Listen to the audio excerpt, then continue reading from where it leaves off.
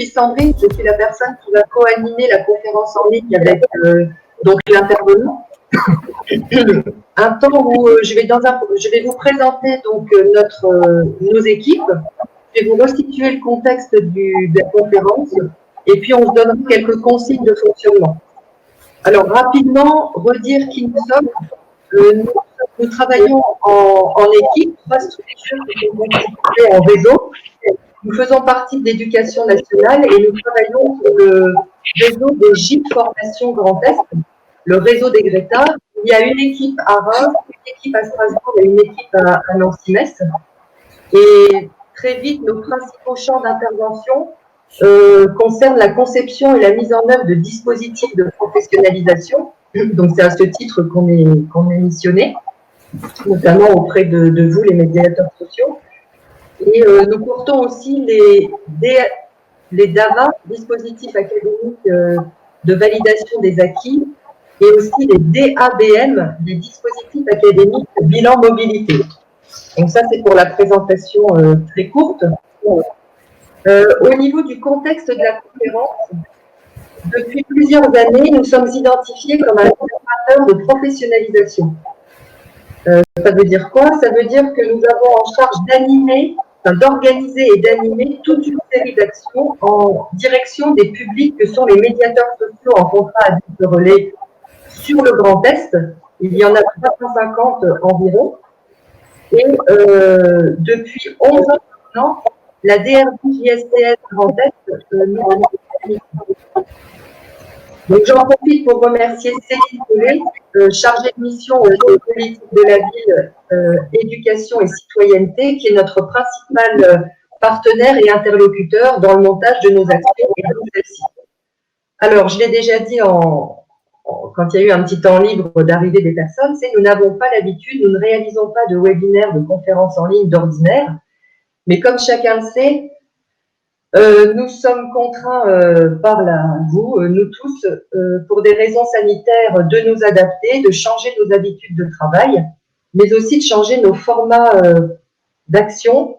Et du coup, nous avons décidé de reconfigurer l'offre que d'habitude nous réalisons en présentiel dans nos sites.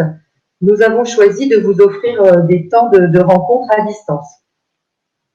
Donc, par rapport à ça, du mois d'avril jusqu'à cet été, nous allons vous proposer toute une série de conférences qui vont répondre à vos problématiques, vos besoins liés à la médiation sociale, à l'exercice de votre activité. Et nous en avons une trentaine en préparation. Donc, très prochainement, nous allons vous adresser le programme complet des conférences à venir.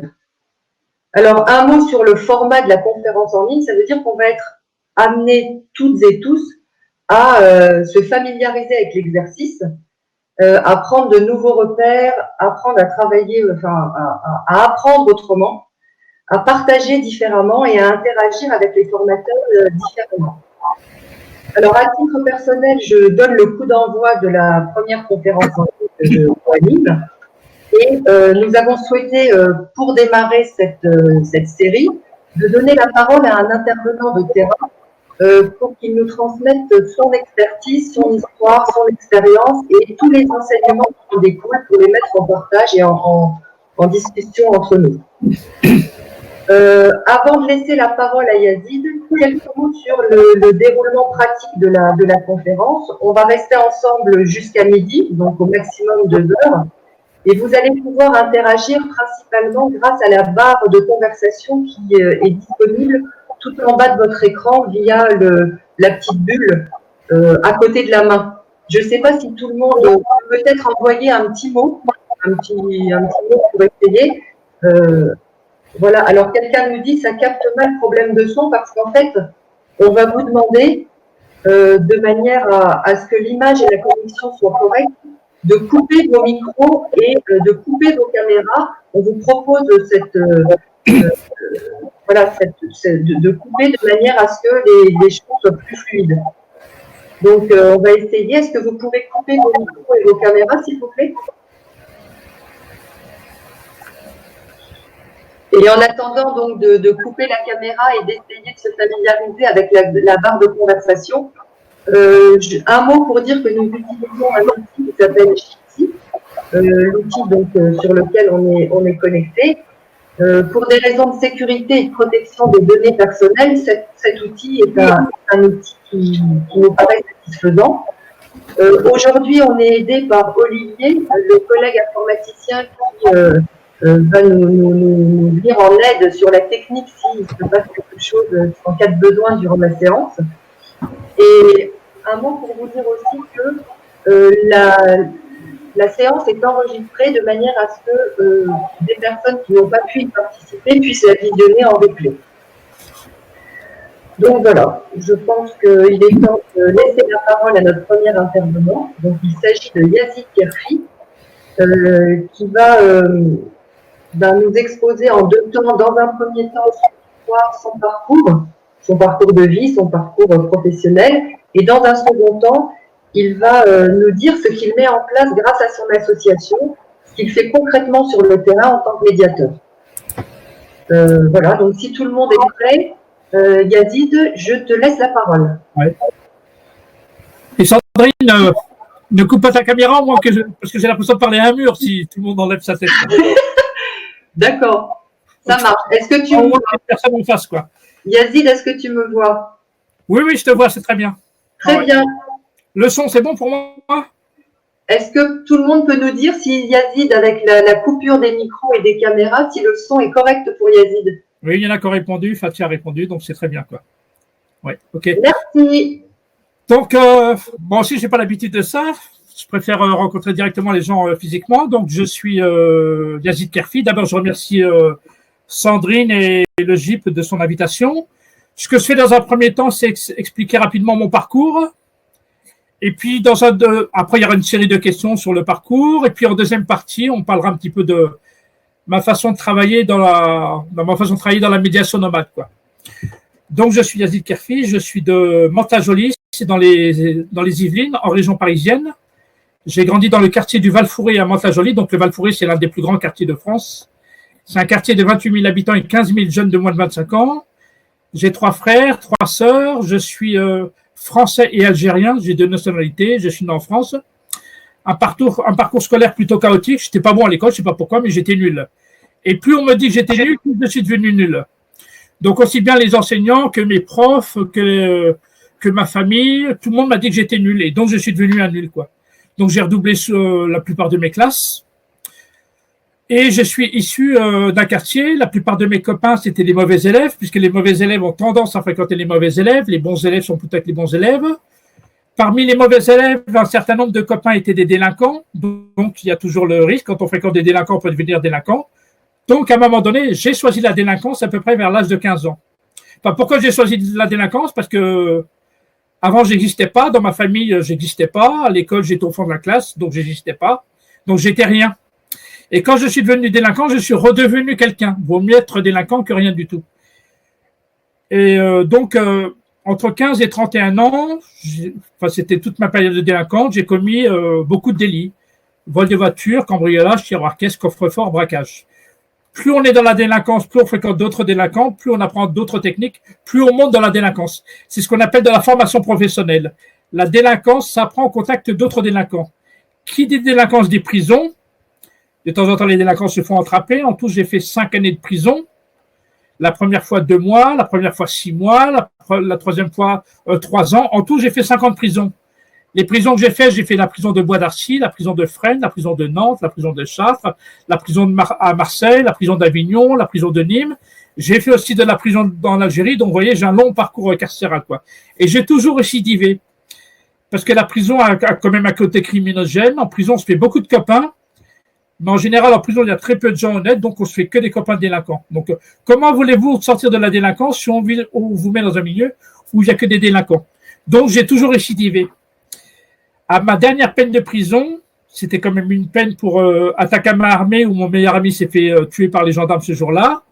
J'étais en cavale pendant 4 ans, puis au bout de 4 ans, à un moment donné, je me suis fait attraper par les policiers. J'étais en prison, puis à la fin de ma peine, le ministère de l'Intérieur a décidé de m'expulser du territoire français, qu'elle m'a considéré comme une personne multirécidiviste irrécupérable. Et à partir de là, parce que quand tu es expulsé, tu passes en jugement, donc je suis passé en jugement pour mon expulsion. Puis ce jour-là, il y a beaucoup de personnes qui sont venues me soutenir parce qu'ils ne trouvaient pas normal d'expulser une personne née en France, c'est ce qu'on appelle la double peine, ou qu'on me considère comme une personne irrécupérable. Alors qu'on part du principe que tout le monde est intelligent, il n'y a pas de gens irrécupérables, ça n'existe pas, quoi. Et même le maire de la ville de Mantes-la-Jolie, M. Paul Picard, le maire socialiste de Mantes, est venu à la barre.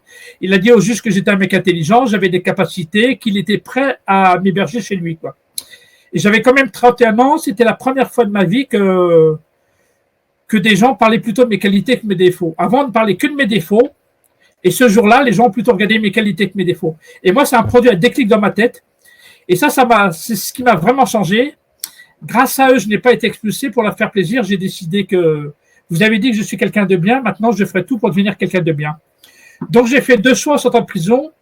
Premièrement, je me suis juré de jamais recommettre un délit. Et deuxièmement, moi, je suis issu d'un quartier. Je dis maintenant, je vais aider les autres. Et notamment les jeunes dans les quartiers pour ne pas qu'ils ne fassent comme moi. En tout cas, qu'ils restent dans le droit chemin. Donc, en sortant de prison, j'ai commencé le métier le plus visible dans les quartiers, c'est animateur dans une maison des jeunes.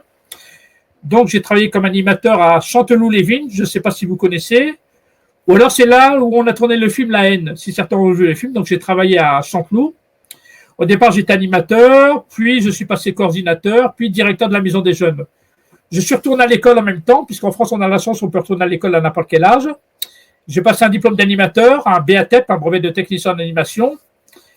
Et ensuite, avec la validation des acquis, je suis rentré à l'université de Nanterre, où j'ai passé une licence en sciences de l'éducation, où j'ai beaucoup travaillé la question de la violence, la question de la psychologie de l'adolescence, et que j'ai réussi avec mon son très bien, et je suis devenu directeur de la maison des jeunes. Mes autres formations que j'ai été formé par Charles Rogeman, je ne sais pas si vous connaissez, qui est psychothérapeute, j'ai été formé en thérapie sociale, et je suis diplômé de l'école militaire à Paris, l'Institut des hautes études de la sécurité intérieure, et j'ai un diplôme d'expert en sécurité. Donc voilà, donc qu'est-ce que je fais aujourd'hui? Premièrement, je suis consultant indépendant, je suis spécialisé sur la prévention de la délinquance. Je pense qu'un ancien délinquant a une place dans la prévention de la délinquance, donc j'interviens un petit peu partout en France sur les questions de prévention de la délinquance, donc c'est les villes ou les préfectures qui m'appellent.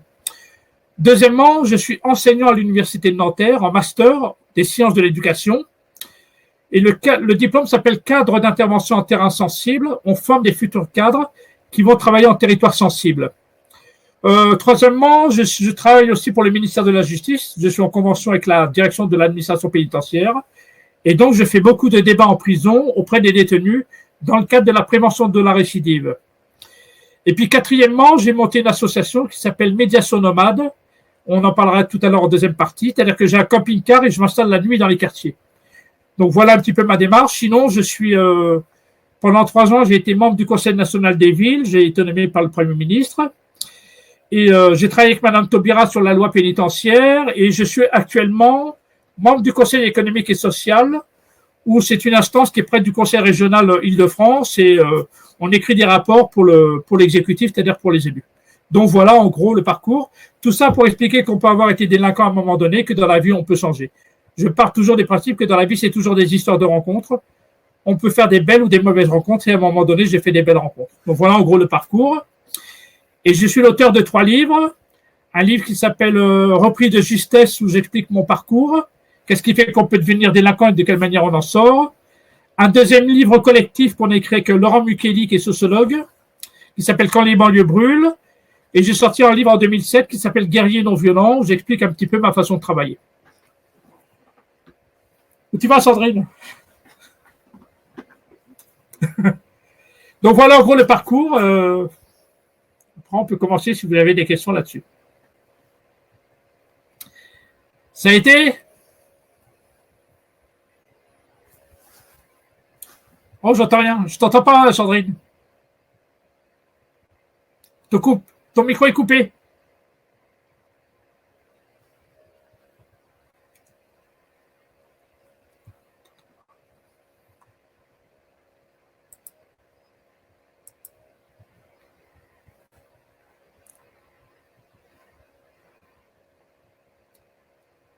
Sandrine?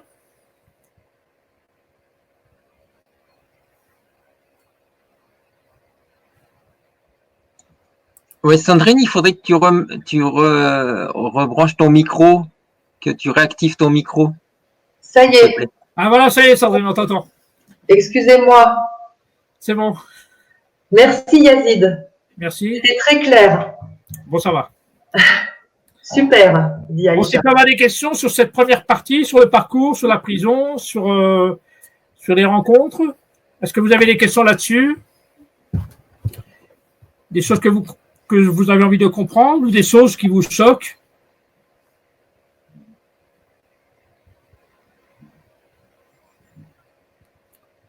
Tu as été tellement complet que on est un peu. Non, ça fait rien.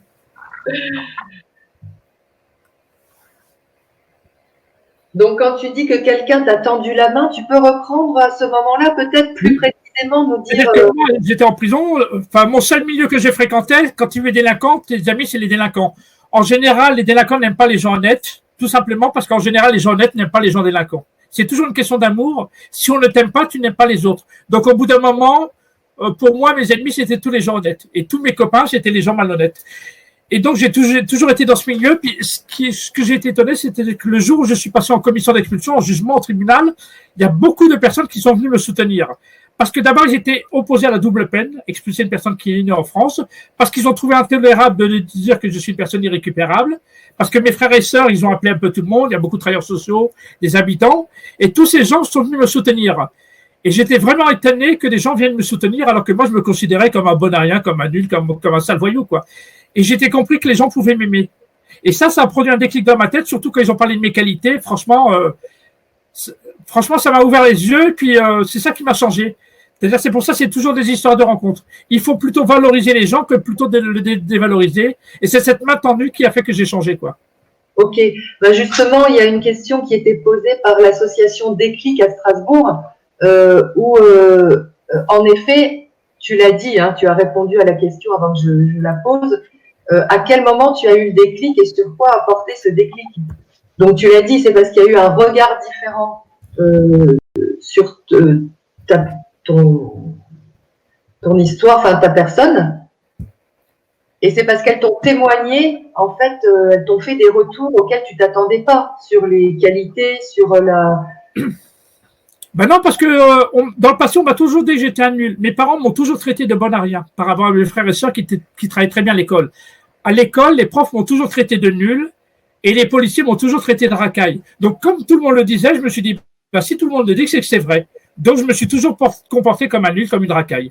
Le jour où les gens ont plutôt regardé mes qualités, vous voyez, c'est à 31 ans, ben vraiment, ça prenait un déclic dans ma tête, quoi. C'est ça qui m'a changé. C'est pour ça qu'il faut plutôt regarder les qualités que les défauts chez les gens. T'as une grande facilité à exprimer ton parcours. Oh, j'en connais par cœur. Non, mais c'est très, comment dire, clair. Moi, j'ai une question par rapport à ce changement un peu de, comment on pourrait appeler ça, entre le camp des délinquants et le camp des. C'est toi hein, qui dis les mots des personnes, oui. Donc non délinquantes. Quel regard tes copains délinquants, comment tu as fait pour, entre guillemets, couper les ponts avec des personnes qui étaient finalement ton entourage et que tu devais, à mon avis, ou tu vas me dire, encore côtoyer? Oui, d'abord, j'ai jamais coupé les ponts. C'est-à-dire que mes anciens copains, sachez qu'on n'est pas délinquant toute la vie.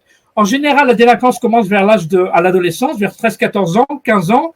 Ça monte jusqu'à l'âge de 25-30 ans. En général, après l'âge de 25-30 ans, la très grande majorité sort de la délinquance. On n'est pas délinquant toute la vie. Après, il y en a, c'est plus long, il y en a, c'est plus rapide. Donc, la plupart de mes copains qui avant étaient des délinquants, aujourd'hui, sont mariés, ont un travail, soit à domicile, n'ont pas fait peut-être des études supérieures comme moi, mais aujourd'hui, ils sont heureux. Ils ont une famille, ils ont des enfants, ils ont travaillé. Ok, on ne gagne pas beaucoup d'argent, mais au moins, je suis heureux avec ma famille. Donc, la grande majorité sont comme ça. Après, j'ai beaucoup de copains délinquants aujourd'hui qui n'ont peut-être pas changé, ou alors des copains d'aujourd'hui fréquentent, parce que pour continuer à travailler sur la délinquance, il faut fréquenter les délinquants. On ne peut pas les mettre de côté, ce sont des humains. Plus ils vont rencontrer des gens honnêtes et plus ils pourront changer. Il ne faut pas laisser les délinquants entre eux, parce qu'ils se montent la tête entre eux. Il faut mettre des gens honnêtes au milieu des gens malhonnêtes. Donc, je n'ai pas coupé les ponts. Mon boulot, c'est aussi de fréquenter et des anciens délinquants et des délinquants d'aujourd'hui. Et quel regard il porte sur toi et justement cette transformation Quels mots ils expriment, comment ceux qui sont restés, hein, et même d'ailleurs les autres. Ceux qui sont restés, ceux qui ne sont plus, y compris les policiers, ils sont très fiers de moi. Ils disent franchement, Yazid, avant tu étais délinquant, aujourd'hui ce que tu es, c'est-à-dire, c'est bien parce que toi, tu n'as pas oublié le terrain. Quand je vais en prison, je dis aux anciens détenus, aux détenus que je suis un ancien détenu, il dit franchement, chapeau, un ancien détenu qui vient nous voir en prison, vous voyez, ils ont beaucoup de respect parce que ma démarche, elle est légitime. Mon boulot, c'est aussi de les défendre et essayer de pouvoir les aider. Et c'est ça que, en général, les gens apprécient ma démarche en même temps. Et c'est pour ça que j'arrive à faire ce travail parce que la confiance, ça se tisse facilement avec eux. J'ai une dernière question avant de passer aux questions des auditeurs. Oui, je les vois les questions. Tu les vois? Oui, oui, oui. Vas-y. Réponds déjà aux questions des auditeurs. Quels arguments t'ont aidé peut-être davantage à avancer? La valorisation. C'est comme si vous travaillez, si vos employeurs ils vous disent de toute façon vous n'êtes pas bon au travail, vous êtes un bon à rien, vous êtes nul et tout, vous ferez pas du bon travail. Si vos employeurs vous valorisent, vous ferez du meilleur travail. C'est pour ça qu'il faut sans arrêt valoriser les gens. Donc, ce qui me fait avancer, c'est que les gens m'apprécient, les gens d'abord ils m'encouragent, les gens me disent merci, et puis j'ai vraiment l'impression de faire quelque chose d'utile. Et quand on a l'impression d'être utile, on continue à faire du bon travail, quoi. Je continue une deuxième question de Camille. Excusez-moi pour la question plus personnelle. Si vous souhaitez répondre, quel regard vos parents, frères et sœurs ont sur vous? Oui. De toute façon, ma vie privée, elle est publique aujourd'hui, quoi. Donc, non, ils sont très fiers de moi. Sachez que dans ma famille, j'étais le plus nul de la famille. Aujourd'hui, c'est moi le plus diplômé de la famille. Comme quoi, le plus mauvais peut devenir le meilleur en même temps. Donc, non, tout le monde est fier de moi aujourd'hui. Donc, et puis même... il dit franchement ce que tu étais avant et puis ce que tu es devenu aujourd'hui. Même eux, ils sont encore étonnés, quoi. Je continue. C'est Johanna. En dehors de mon métier, je fais partie d'une association. Nous portons le même message. C'est super de savoir que nous sommes nombreux à partager ce message. Oui, merci. Pensez de votre action dans les prisons, de l'affluence, tant du discours que du regard sur le parcours de votre vie. Votre discours est entendu par la majorité des détenus ou plus généralement du public pour lequel vous travaillez. En prison, d'abord, les détenus apprécient ma démarche. Il dit franchement, c'est-à-dire que quand j'interviens en prison, sachez que je suis l'une des personnes les plus demandées à l'heure actuelle en France en prison. Ils mettent une affiche dans la prison, débat avec Yazid Kerfi, ancien détenu devenu enseignant à l'université. Les détenus ils regardent l'affiche, ils disent franchement, avant il était prisonnier et tout, puis maintenant il est prof à l'université. Ça veut dire qu'on peut changer. Rien que ça, en lisant l'affiche, il dit ça nous donne de l'espoir. Après, ça marche. Il y a des personnes qui veulent rester des délinquants. C'est leur choix en même temps. Et d'autres ont envie de changer. Donc, c'est pas parce qu'ils veulent rester délinquants que je continue à ne pas parler avec eux en même temps. Donc, j'essaie de parler avec eux. Donc, en général, mes interventions en prison marchent très bien. Le passage vers le bon côté, c'est fait sur combien de temps? C'est fait. Combien de temps j'ai changé? C'est que en sortant de prison, j'ai fait le choix d'arrêter de faire des conneries. Donc, j'ai commencé à aller du bon côté, avec une difficulté parce que j'ai pas l'habitude du côté des gens honnêtes, du travail honnête, de travailler tout ça. Donc, non, disons que ça prend... Les premiers 6 mois sont les plus difficiles. Disons, la première année est difficile parce qu'on a toujours les copains, parfois qui te demandent de revenir de l'autre côté, des choses comme ça. Donc, puis il y a des tentations, puis tu as du mal avec le travail en même temps, tu as du mal, il faut que tu te lèves de bonne heure, des choses comme ça. Donc, disons qu'il faut attendre à peu près une année, quoi. Pendant une année, c'est pas. Mais après, si tu fais du bon travail, si tu te sens valorisé dans ton travail, tu as envie de rester. J'ai jamais récidivé parce que je suis passionné par mon travail. Je suis passionné, j'adore travailler. J'adorais travailler dans une maison. Moi, j'ai un son très mauvais. En même temps, j'étais valorisé, donc j'ai toujours fait du bon travail, quoi. Est-ce qu'il y a que moi qui vois les questions, qui les voit? Tout le monde les voit. Bonjour, il y a quelqu'un qui se connecte. Je peux oublier parce que ça avance très vite. Il y a une personne qui se connecte. Qu'est-ce qu'il y a? Il y a une personne qui se connecte. Oui.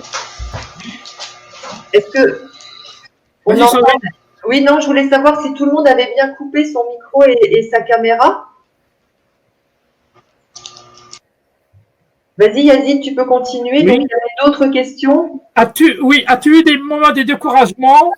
Non, pas de découragement, mais de la colère, oui. Parce que des fois, ça ne bouge pas. Parfois, il y a des vies où j'y vais et j'entends un discours, dit de toute façon, ces jeunes-là, c'est des irrécupérables, on ne peut rien faire. Ou alors, j'entends même aussi bien des animateurs que des médiateurs, des choses comme ça, qui disent de toute façon, on peut rien faire. Hein, ces mecs-là, on n'arrivera jamais à les changer, on peut rien faire. Et c'est ça, ça me décourage. Ou alors que je vais dans des villes et les politiques sont opposés à ma façon de travailler. Ils disent non, non, nous, on veut pas des médiateurs, on veut pas des animateurs. On préfère mettre des caméras, on préfère des policiers. Et c'est tous ces jeunes-là vont les mettre en prison. Donc, moi, ça me met plutôt en colère. Ça me décourage pas, au contraire. Plus les gens parlent comme ça, plus ça me pousse à continuer à avoir des arguments pour essayer de changer ces discours en même temps. Donc, non. Et puis, c'est la colère qui me fait avancer.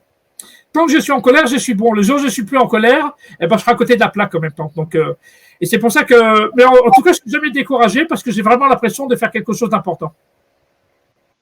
Merci. Autre question? Est-ce que tu interviens auprès d'enfants placés car le parcours…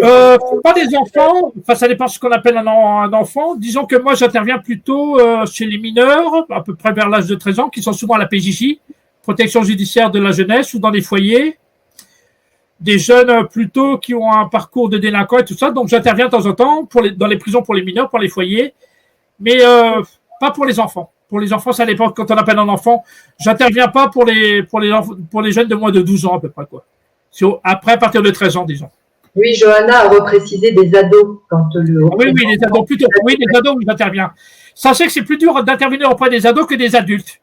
Parce que les ados sont souvent dans la surpuissance, ils ont l'impression qu'ils s'en sortiront jamais. Ils disent oui, je me suis fait attraper, mais la prochaine fois, je ne vais pas me faire travailler. Et le problème des ados, souvent, ils valorisent mon passé au lieu de valoriser mon présent.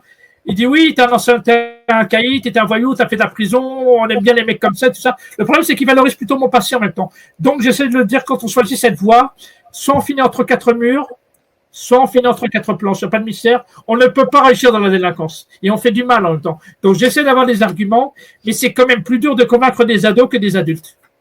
Mais bon, je le fais quand même. Et les ados apprécient ma démarche, quoi. Merci. Une question de Camille, je te laisse la lire. Oui, votre reportage se déroule à Valence. Oui, c'est vrai, c'était à Valence. Je connais bien, je suis originaire de Privas, en Ardèche. Pouvez-vous expliquer le choix de Valence? Non, moi, je ne fais pas le choix des villes, c'est les villes qui m'appellent. Moi, je ne cherche pas du travail. J'ai la chance que je ne cherche jamais du travail. Le travail, il tombe. C'est-à-dire, on m'appelle, quoi. Donc, quand j'interviens avec mon camion en médiation nomade, c'est les villes ou les préfectures qui m'appellent, disent Yazid, on a besoin de toi dans notre ville, on a entendu parler de toi, est-ce que vous pouvez nous aider? C'est une demande d'aide. Donc, des fois, l'aide vient des travailleurs sociaux, elle peut devenir des politiques, elle peut devenir de la préfecture. Donc, je travaille à la demande parce que je n'ai pas le droit d'intervenir dans une ville sans une autorisation municipale. Je ne peux pas m'installer sur l'espace public avec mon camion s'il n'y a pas une autorisation municipale.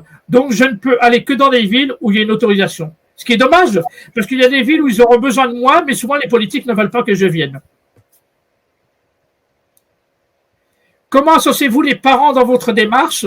C'est vrai que je travaille plus auprès des jeunes ou des délinquants que des parents. Et souvent, non, j'interviens peu auprès des parents, sauf s'il y a une demande des parents de que j'intervienne. Parfois, je fais des débats qu'avec que des parents et qui disent Yazid, est-ce que tu peux intervenir parce qu'on n'arrive plus à tenir nos enfants, on n'arrive plus à les comprendre. Et vous êtes passé par là, peut-être que vous pouvez nous expliquer certaines choses. Donc, je travaille un petit peu avec les parents à ce niveau-là, mais c'est pas mon public que j'ai le plus en même temps. Donc, Johanna indique qu'elle t'enverra les coordonnées d'un réseau qui travaille sur ces questions. Ok, d'accord. Alors, Jocelyn pose une question. Lorsqu'on suit ton histoire, on constate que la chose la plus importante pour un être humain depuis son enfance, c'est la confiance en soi et l'image de soi qui doivent être cultivées et entretenues par les parents, les éducateurs. D'où l'introduction du développement personnel dans la formation des adolescents. Pas tout à fait. Il faut sans arrêt valoriser les gens. Moi, quand par exemple j'interviens en prison, je dis aux détenus, vous êtes tous des gens intelligents, vous avez tous des capacités. Je regarde plutôt leurs qualités que leurs défauts. Et donc c'est pour ça, et plus on va les valoriser, plus on va regarder leurs qualités, moins on va regarder ses défauts, et plus peut-être ils peuvent changer à ce moment-là, quoi. Après, j'ai vu Auria, vous avez évoqué l'observation des adultes, et je vois pas la question. Peut-être ça va la rajouter. Alors, Fatia pose une question, mais là, on est déjà un petit peu dans le temps de l'intervention. Est-ce que tu veux passer maintenant peut-être s'il y a d'autres questions sur le parcours. Oui. S'il n'y a pas d'autres questions, on abordera après la médiation normale, même si on revient après sur le Si on revient sur le parcours, en effet.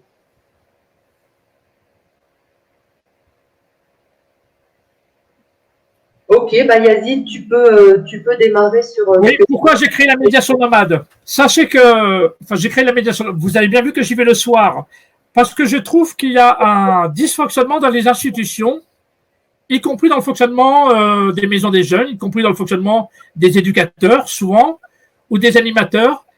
La plupart des maisons des jeunes et des centres sociaux en France sont fermés la nuit et le week-end, le soir et le week-end. Or, dans la réalité, quand on voit les problèmes de délinquance, de violence, d'accidents de la route, de toxicomanie, des problèmes avec la police, des émeutes, c'est souvent la nuit et le week-end. Donc, je trouve que c'est à nous de nous adapter au public et non pas le contraire. Je ne trouve pas normal qu'une maison des jeunes a les mêmes horaires que la mairie. 9h, midi, 14h, 18h, fermé la nuit et le week-end. Alors que les jeunes difficiles, si on veut travailler sur la délinquance, sur les jeunes difficiles et autres, il faut peut-être adapter nos horaires au public. Donc moi, quand j'étais animateur à Chanteloup-les-Vignes, le maire de Chanteloup qui a voulu m'embaucher, je vous rappelle que Chanteloup, c'était là où on a tourné le film La haine, c'est en Ile-de-France, à Chanteloup-les-Vignes. J'ai dit au maire, je vais bien travailler dans la maison des jeunes, mais à condition que la maison des jeunes soit ouverte la nuit et le week-end, sinon je ne travaille pas chez vous. Le maire avait confiance en moi parce que j'ai argumenté. Il m'a donné carte blanche, donc ma maison des jeunes formait tous les jours à 2h du matin. Je partais du principe que tant qu'il y a des jeunes qui traînent le soir, je préfère qu'ils soient avec des gens honnêtes qu'avec des gens malhonnêtes. Parce que les jeunes se font endoctriner par d'autres. Et si nous, on n'occupe pas le terrain, il y en a d'autres qui occupent le terrain à ce moment-là. Donc il faut mettre des gens honnêtes au milieu des jeunes qui vont pas bien. Premièrement, c'est la première chose que j'ai fait. Sachez que j'ai tenu la maison des jeunes pendant 10 ans. Je suis aujourd'hui au conseil d'administration de cette association qui ouvre la maison des jeunes. Ça fait plus de 25 ans qu'elle est ouverte tous les jours, jusqu'à cette heure-là à peu près. Et donc aujourd'hui, elle fonctionne très bien, elle continue à fonctionner, quoi. Et pourquoi médiation nomade? C'est-à-dire que comme j'ai du mal à convaincre les villes, parce qu'il y a beaucoup de villes qui m'appellent pour intervenir auprès des jeunes.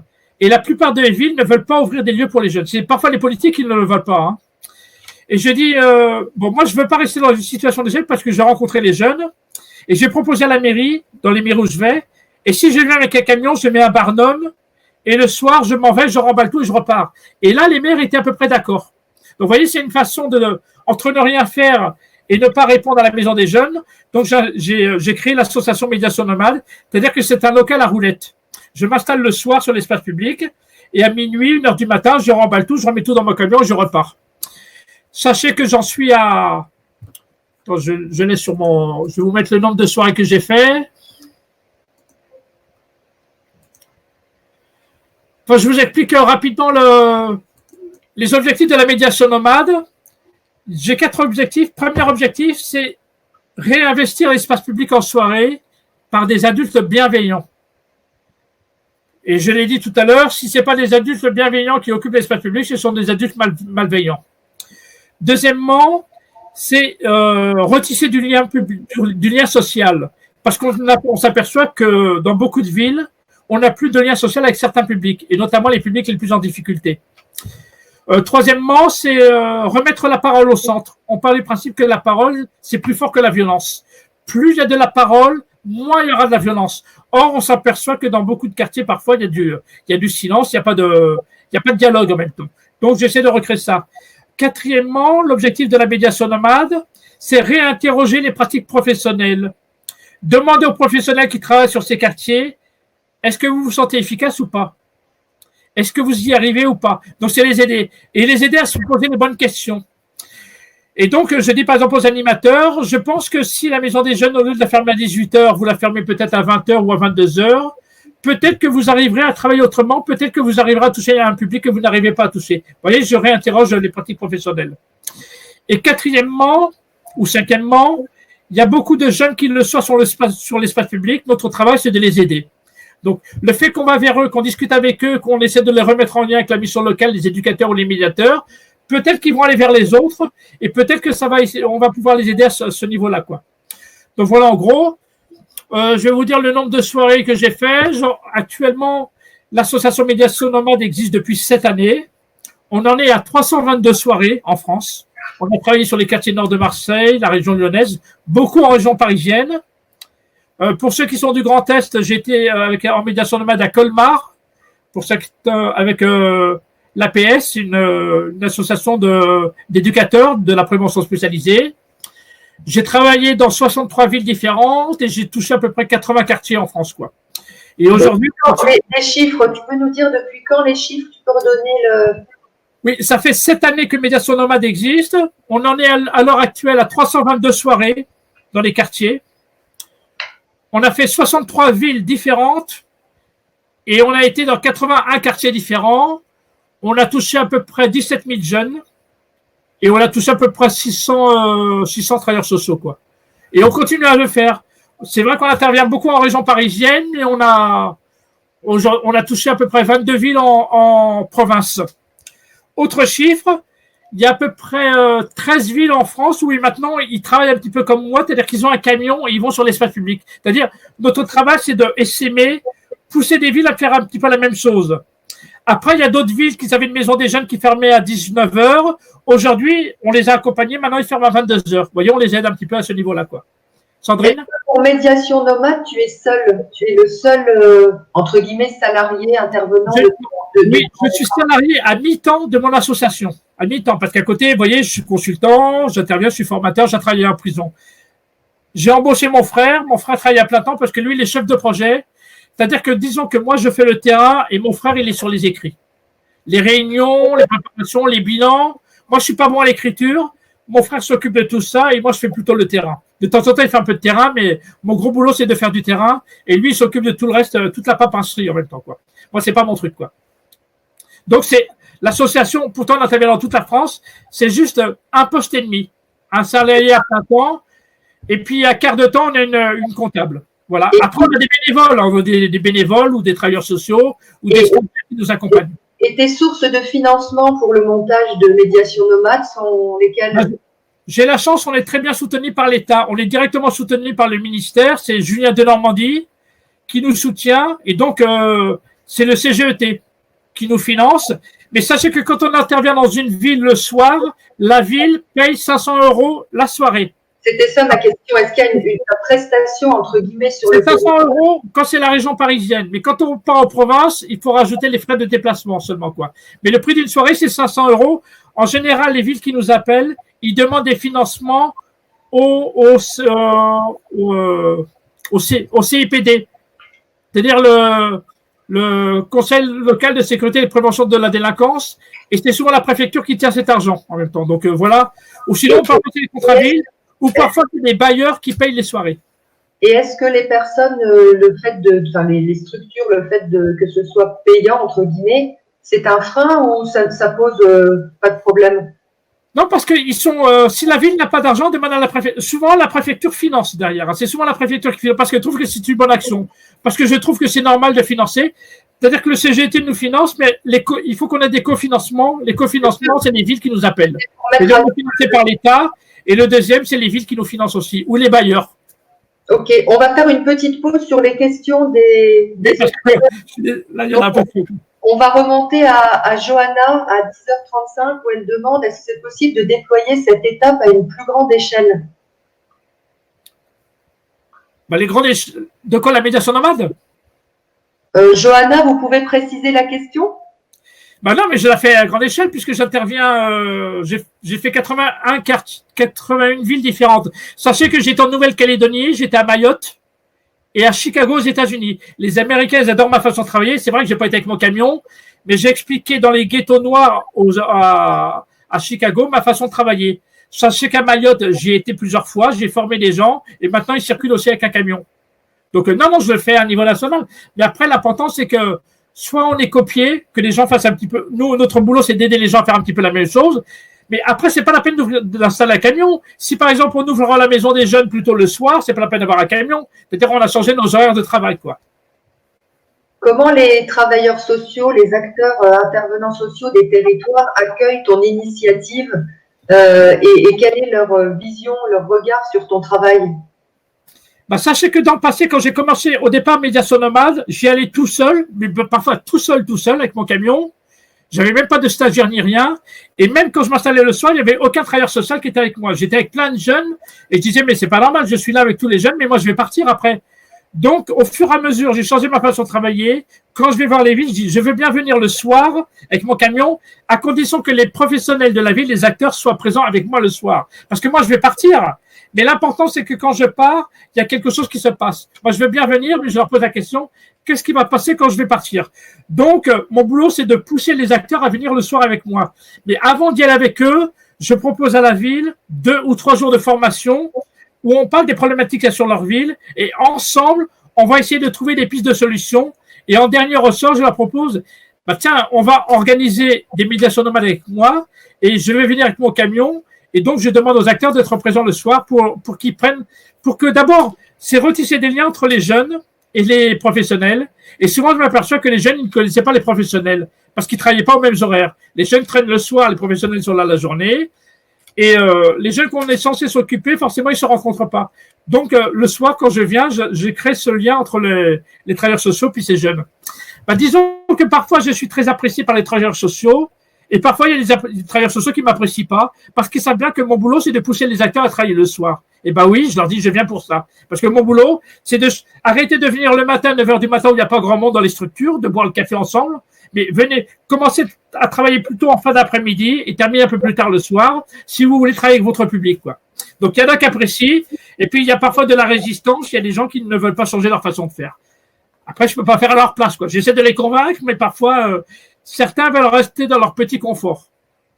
Une question complémentaire par rapport aux acteurs, au travail, pardon, en soirée. Est-ce qu'au niveau de la réglementation, tu dois prendre des précautions où il y a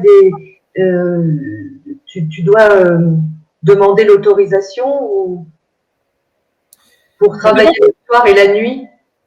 Non, mais il y a des règles. Quand on travaille le soir, je crois qu'à partir de 22h, on est payé un peu plus. Hein, c'est marqué.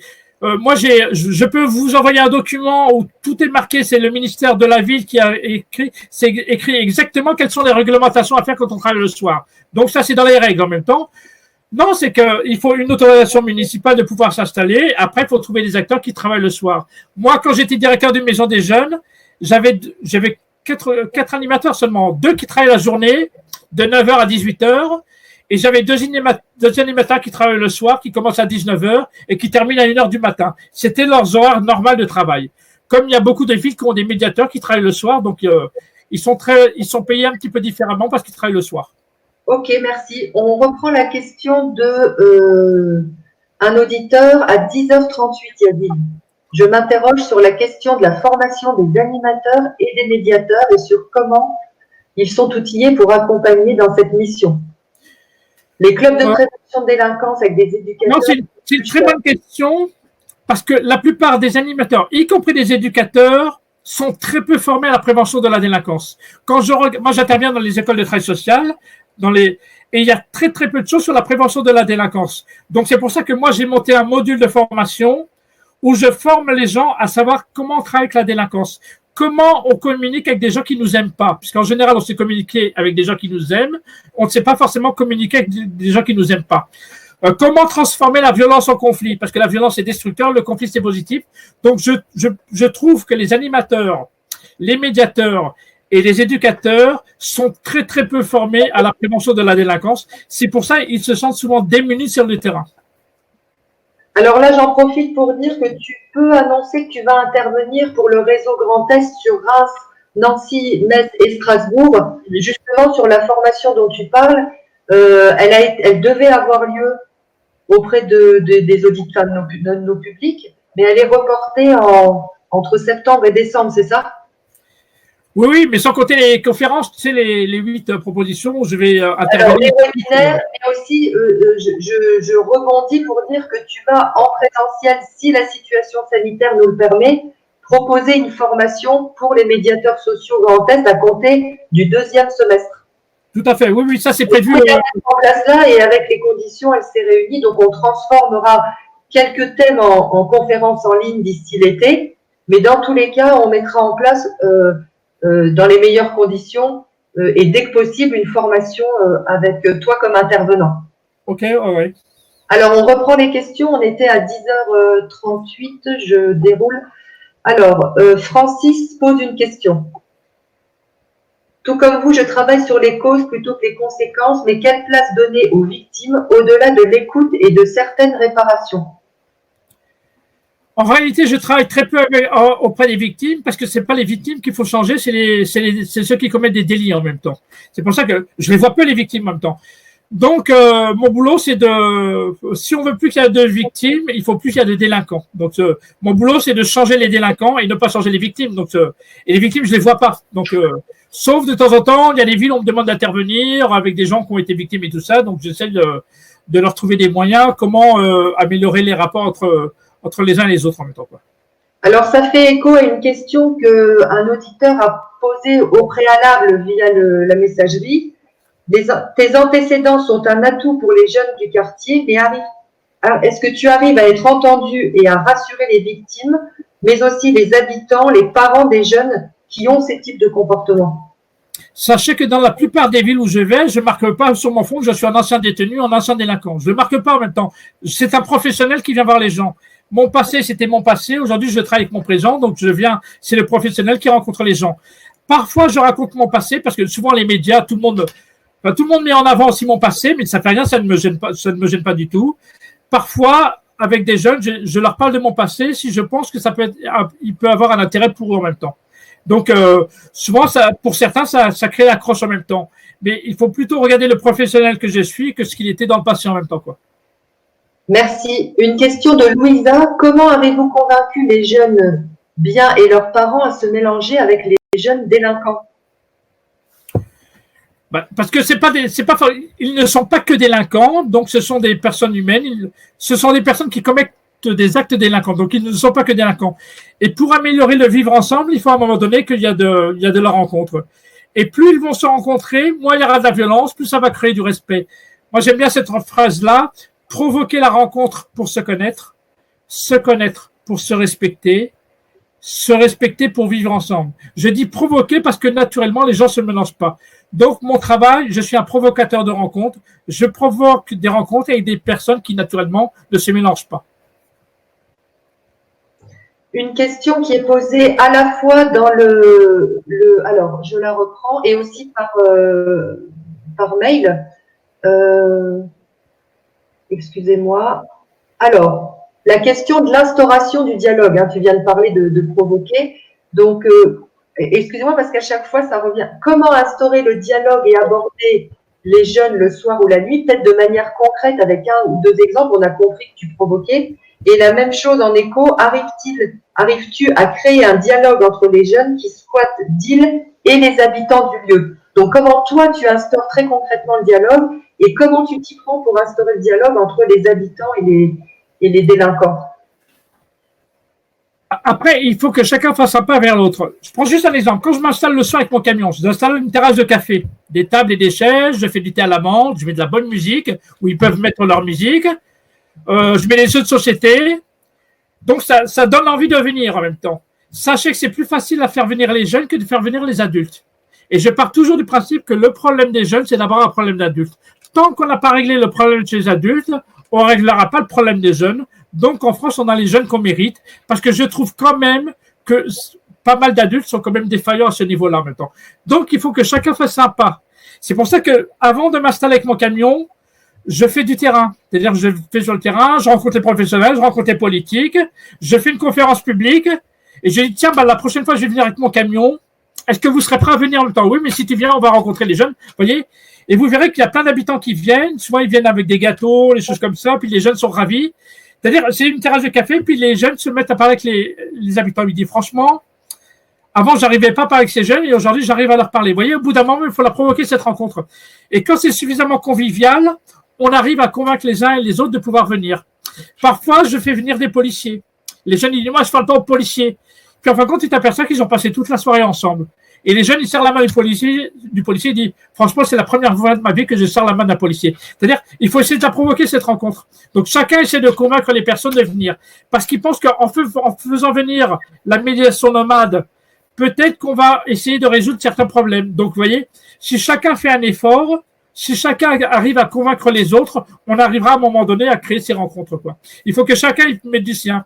Parce que moi, je ne suis pas de la ville, mais je demande aux animateurs, aux éducateurs, aux locataires, aux bailleurs, aux politiques de convaincre les habitants de venir le jour où je vais venir. Chacun doit essayer de ramener du public avec eux, quoi. Mais je suis persuadé que dans toutes les rencontres, il se passe quelque chose de positif. Et après, de quelle manière tu prends des nouvelles ou est-ce que tu suis ou pas le fait que les prises de contact se soient faites, que les choses avancent dans la relation entre les habitants? Est-ce que tu gardes un contact ou... Parfois, oui, mais c'est pas obligé parce que je vais dans tellement d'endroits, je peux pas me tenir au courant de tout ce qui se passe partout. C'est pour ça que c'est toujours une frustration pour moi parce que je fais du boulot dans un terrain, puis après je m'en vais. Est-ce que ça leur a apporté quelque chose ou pas? C'est comme là, je fais une conférence, mais à midi, on va s'arrêter, puis je ne sais pas si ça a apporté du bien. Quand je viens faire une formation pour des médiateurs, après je m'en vais, on est toujours frustré parce qu'on ne sait pas qu'est-ce que ça a apporté. Mais je suis persuadé que ça a apporté quelque chose. Je parle du principe, c'est-à-dire que mon discours, ma façon de travailler, puis je pense que les gens ont apprécié la démarche et tout ça, je pense que ça a apporté quelque chose. Donc, on essaie de semer quelque chose, on passe des bons messages, après on part, et puis, mais souvent j'ai des liens quand même, hein. Les gens disent, ouais, depuis que j'allais y venir, est-ce qu'il y a des gens qui te recontactent, eux, si toi tu as les moyens d'aller vers eux, est-ce qu'il y a des gens qui reviennent vers toi pour te dire, voilà tout ce qu'on a fait en un an Ah oui, mais aussi bien les mairies, parfois les préfectures qui m'appellent, ou parfois les habitants eux-mêmes, parce que je laisse souvent mes coordonnées, ou alors il y a Facebook, je les ai sur Facebook, ou sur les réseaux sociaux, ou il y a plein de liens comme ça, ou alors ils appellent l'éducateur et disent, ouais, que tu peux lui dire qu'en fin de compte, depuis qu'il est venu, il y a des choses qui ont changé, puis moi, de temps en temps, j'appelle aussi, parce que je prends les coordonnées, et donc ça me permet à un moment donné de rappeler, puis voir des choses qui ont bougé. Sachez qu'il y a des endroits où il n'y a rien qu'à bouger, et il y a beaucoup d'endroits où il y a des choses qui ont bougé. Parfois, ça n'a pas bougé au bout de l'institution, mais parfois, ça a changé. Le jeune qui est venu, par exemple, ça produit un déclic dans sa tête. Même si on ne le voit pas, même si dans l'institution, ça n'a pas changé, mais il y a des jeunes ou des habitants qui disent, franchement, depuis que tu es venu, je pense plus de la même manière. Il y a quelque chose qui est passé dans ma tête, ça a pu me changer, quoi. Yazid, quelqu'un demande si le document sur les réglementations, tu peux le transmettre. Je l'envoie à Sandrine, je vais te l'envoyer. Puis, et moi, je l'enverrai à toutes les personnes qui sont inscrites. OK. Alors, une question à 10h47. Pourrions-nous avoir des informations pour les formations? Donc, Nadia, est-ce que tu peux, puisque c'est toi qui t'en charge dans l'équipe, on s'est un peu réparti les activités. Je ne sais pas si elle est là, sinon Oui, je suis là. Donc, c'était juste à titre d'information pour dire que c'est vrai qu'avant le confinement, il y avait des dates qui avaient déjà été programmées.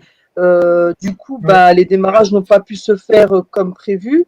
De ce fait, la reprogrammation est en cours et on partirait plus sur des dates pour les formations à partir de septembre.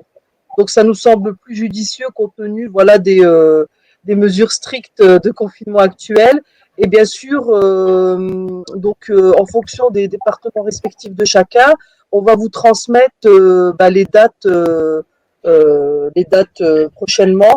Et comme ça, ceux qui souhaitent se positionner, pas de souci, vous pouvez le faire. Alors bien sûr, le nombre de places sera limité, mais pas d'inquiétude. On réitérera le programme de formation sur 2021. Merci Nadia. On passe à la question suivante. Donc sur la formation.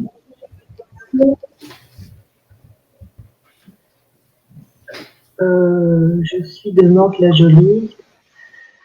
Oui, quelqu'un m'a demandé d'où j'étais. Ah. Quelle question?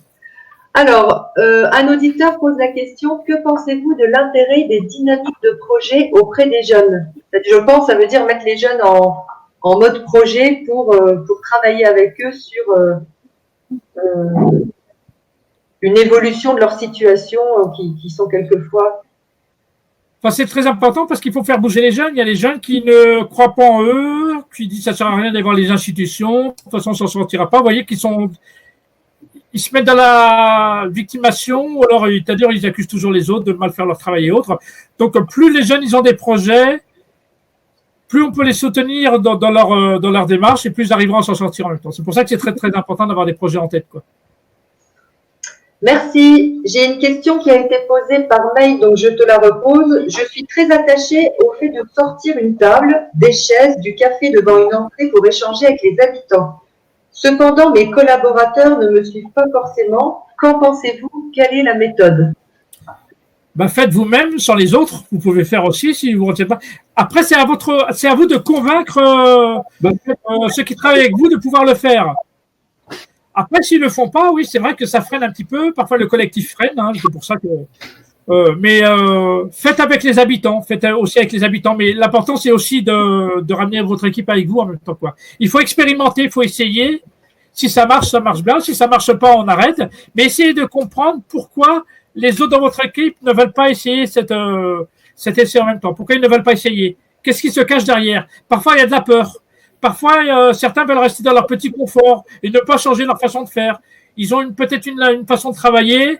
Ils veulent peut-être pas changer leur façon de faire. Ils aiment bien être dans leur répétitif. Donc, parfois, il faut expérimenter quelque chose de nouveau.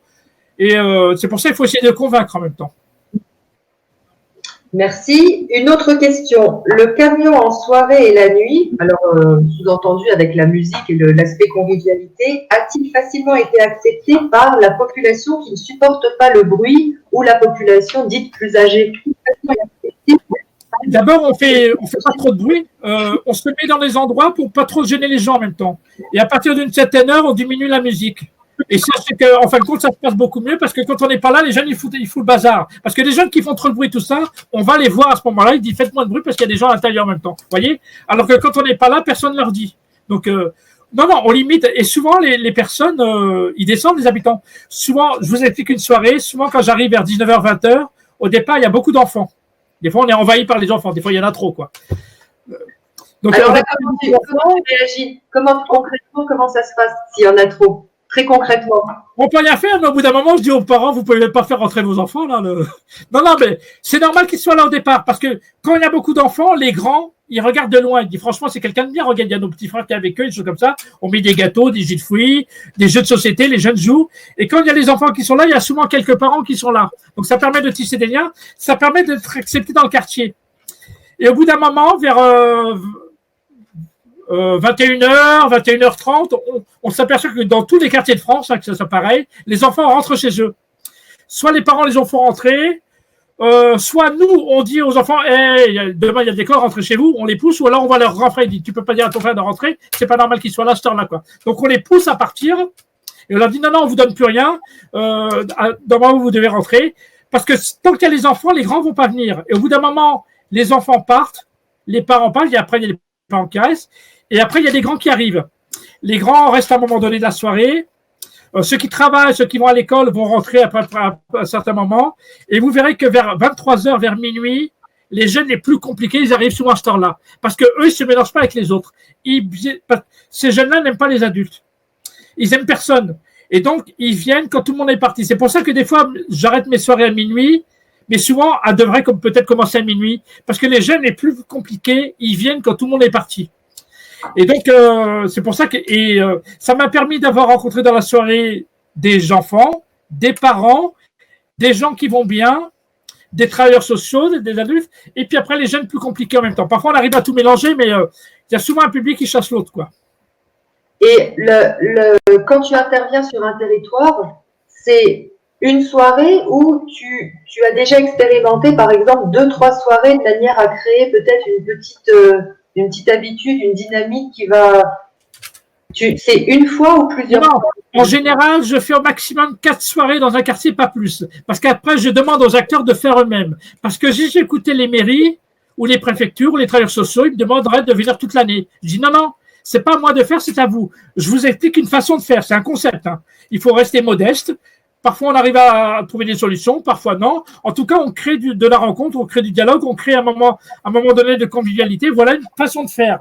C'est une façon, on n'est pas. Donc, et au bout d'un moment, à la 4e soirée, on fait un bilan. C'était bien, c'était pas bien. Qu'est-ce qu'on aurait pu changer? Et mon boulot, c'est, je peux vous accompagner à faire maintenant la même chose, si vous voulez. Ou alors changer un petit peu votre pratique. Donc, l'important, c'est que je leur apprends à faire et puis après, je leur demande de faire en même temps s'ils le veulent, quoi. De la même manière, je me limite à 4 soirées, quoi. D'accord. La question qui vient en amont, c'est quelle est la meilleure communication pour faire venir du monde? Est-ce que tu informes au préalable la population, enfin les habitants du quartier que tu vas venir, ou ça se fait spontanément, tu arrives Non, il y a 3 moyens de communication. D'abord, il y a la bouche à oreille. On demande aux animateurs, aux médiateurs, aux éducateurs, à tout le monde de parler que je vais venir. Après, ils peuvent mettre mon nom, mettez sur Internet le site Médiation Nomade ou mettez le nom de Yazid Kerfi ou des choses comme ça. Il y a plein de choses, je leur dis. Vous mettez sur votre téléphone, vous allez voir que c'est quelque chose d'intéressant. Donc, c'est le bouche à oreille. Deuxièmement, on peut mettre des affiches partout. Tu sais, on demande aux bailleurs de mettre dans tous les halls d'immeubles des affiches. Voilà, il y a le camion de la médiation nomade avec le site en bas, puis expliquer un petit peu c'est quoi la médiation nomade. Troisièmement, on peut appeler la presse. On peut dire que l'article de presse c'est-à-dire il va avoir l'article de presse, il dit bon, il y a le camion de la médiation nomade, Yazid Kerfi va venir dans le quartier. Vous voyez, il y a le bouche à oreille, des affiches et puis la médiatisation. Puis après, même des fois, il y a des villes où on fait rien du tout. Et des fois, c'est très bien parce que plus on met des affiches, plus on appelle comme ça, plus ça devient institutionnel.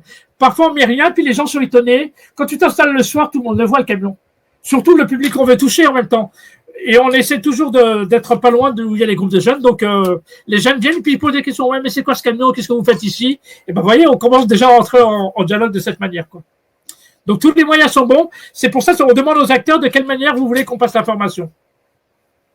Alors là, un petit peu plus léger, tu parles de bus. J'ai déjà entendu dans le film documentaire le bus, le camping-car, le camion. Il y a quoi dans ton camping-car? Non, en vrai, dans le camion, c'est seulement pour mettre le matériel. Personne ne va dans le camping-car. Le camping-car, c'est privé. Moi, des fois, je dors dedans, les choses comme ça. Mais parfois, on peut faire... quand il y a un jeune, il veut nous dire quelque chose de sérieux, puis pas devant les autres, il y a quand même du secret, des choses comme ça. On reçoit, c'est-à-dire on fait un entretien. D'accord. Ou alors, il y a un psychologue qui est là ou un éducateur qui veut faire un entretien avec 2-3 jeunes. On les met pas dans le camion, des choses comme ça. Mais en général, tout se passe à l'extérieur parce que si on fait des choses à l'intérieur, il y a plein de gens qui vont pas venir. Il faut qu'on soit le plus visible possible. Si on se met dans un endroit fermé, il y a plein de gens qui n'ouvriront jamais la porte. Donc, l'important, c'est de s'installer sur l'espace public, même en hiver. Donc, tout se passe. Le camion, c'est seulement pour mettre le matériel. On n'a pas besoin d'un camping-car. On peut mettre un camion normal, on met le matériel. Un barnum, des tables, des chaises, et puis un thermo pour ramener du thé, des gâteaux, des choses comme ça. Mais le camion, il sert seulement à ramener le matériel, quoi. Mais le principal, c'est de mettre tout sur l'espace public. Est-ce que tu peux donner une fourchette, le plus petit nombre de personnes que tu es mobilisé et le plus grand nombre, mais à la louche? Oui, à la louche. Après, il y a une histoire de qualité, hein. Je préfère avoir la qualité que la quantité. Par exemple, si le soir... On est d'accord, il vaut mieux avoir 5 personnes avec qui tu vas discuter mais à peu près. Disons en général la quantité, à peu près 50 personnes dans la soirée. En moyenne, c'est à peu près 50, 100 personnes. Ça dépend quand c'est en plein hiver, il fait très froid parce que je l'en fais en pleine nuit.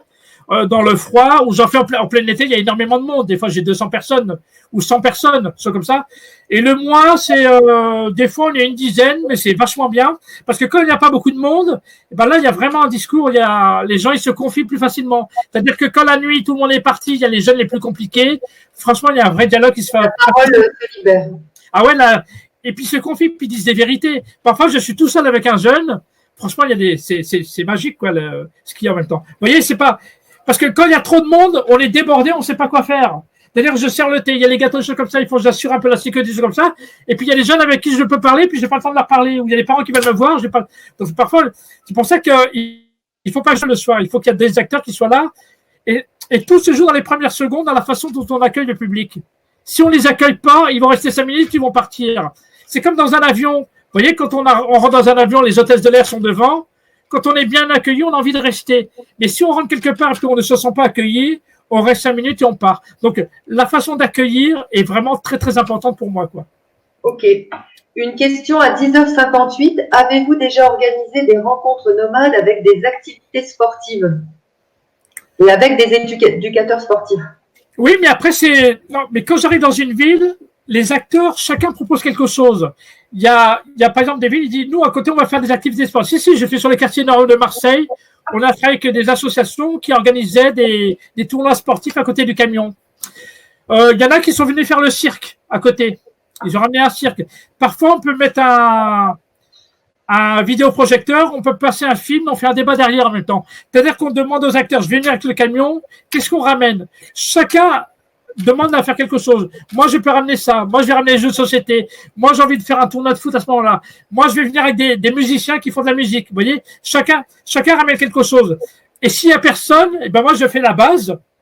Je ramène des boissons, des petits gâteaux, des jeux de société, de la musique. Voilà, moi, c'est le minimum que je peux ramener.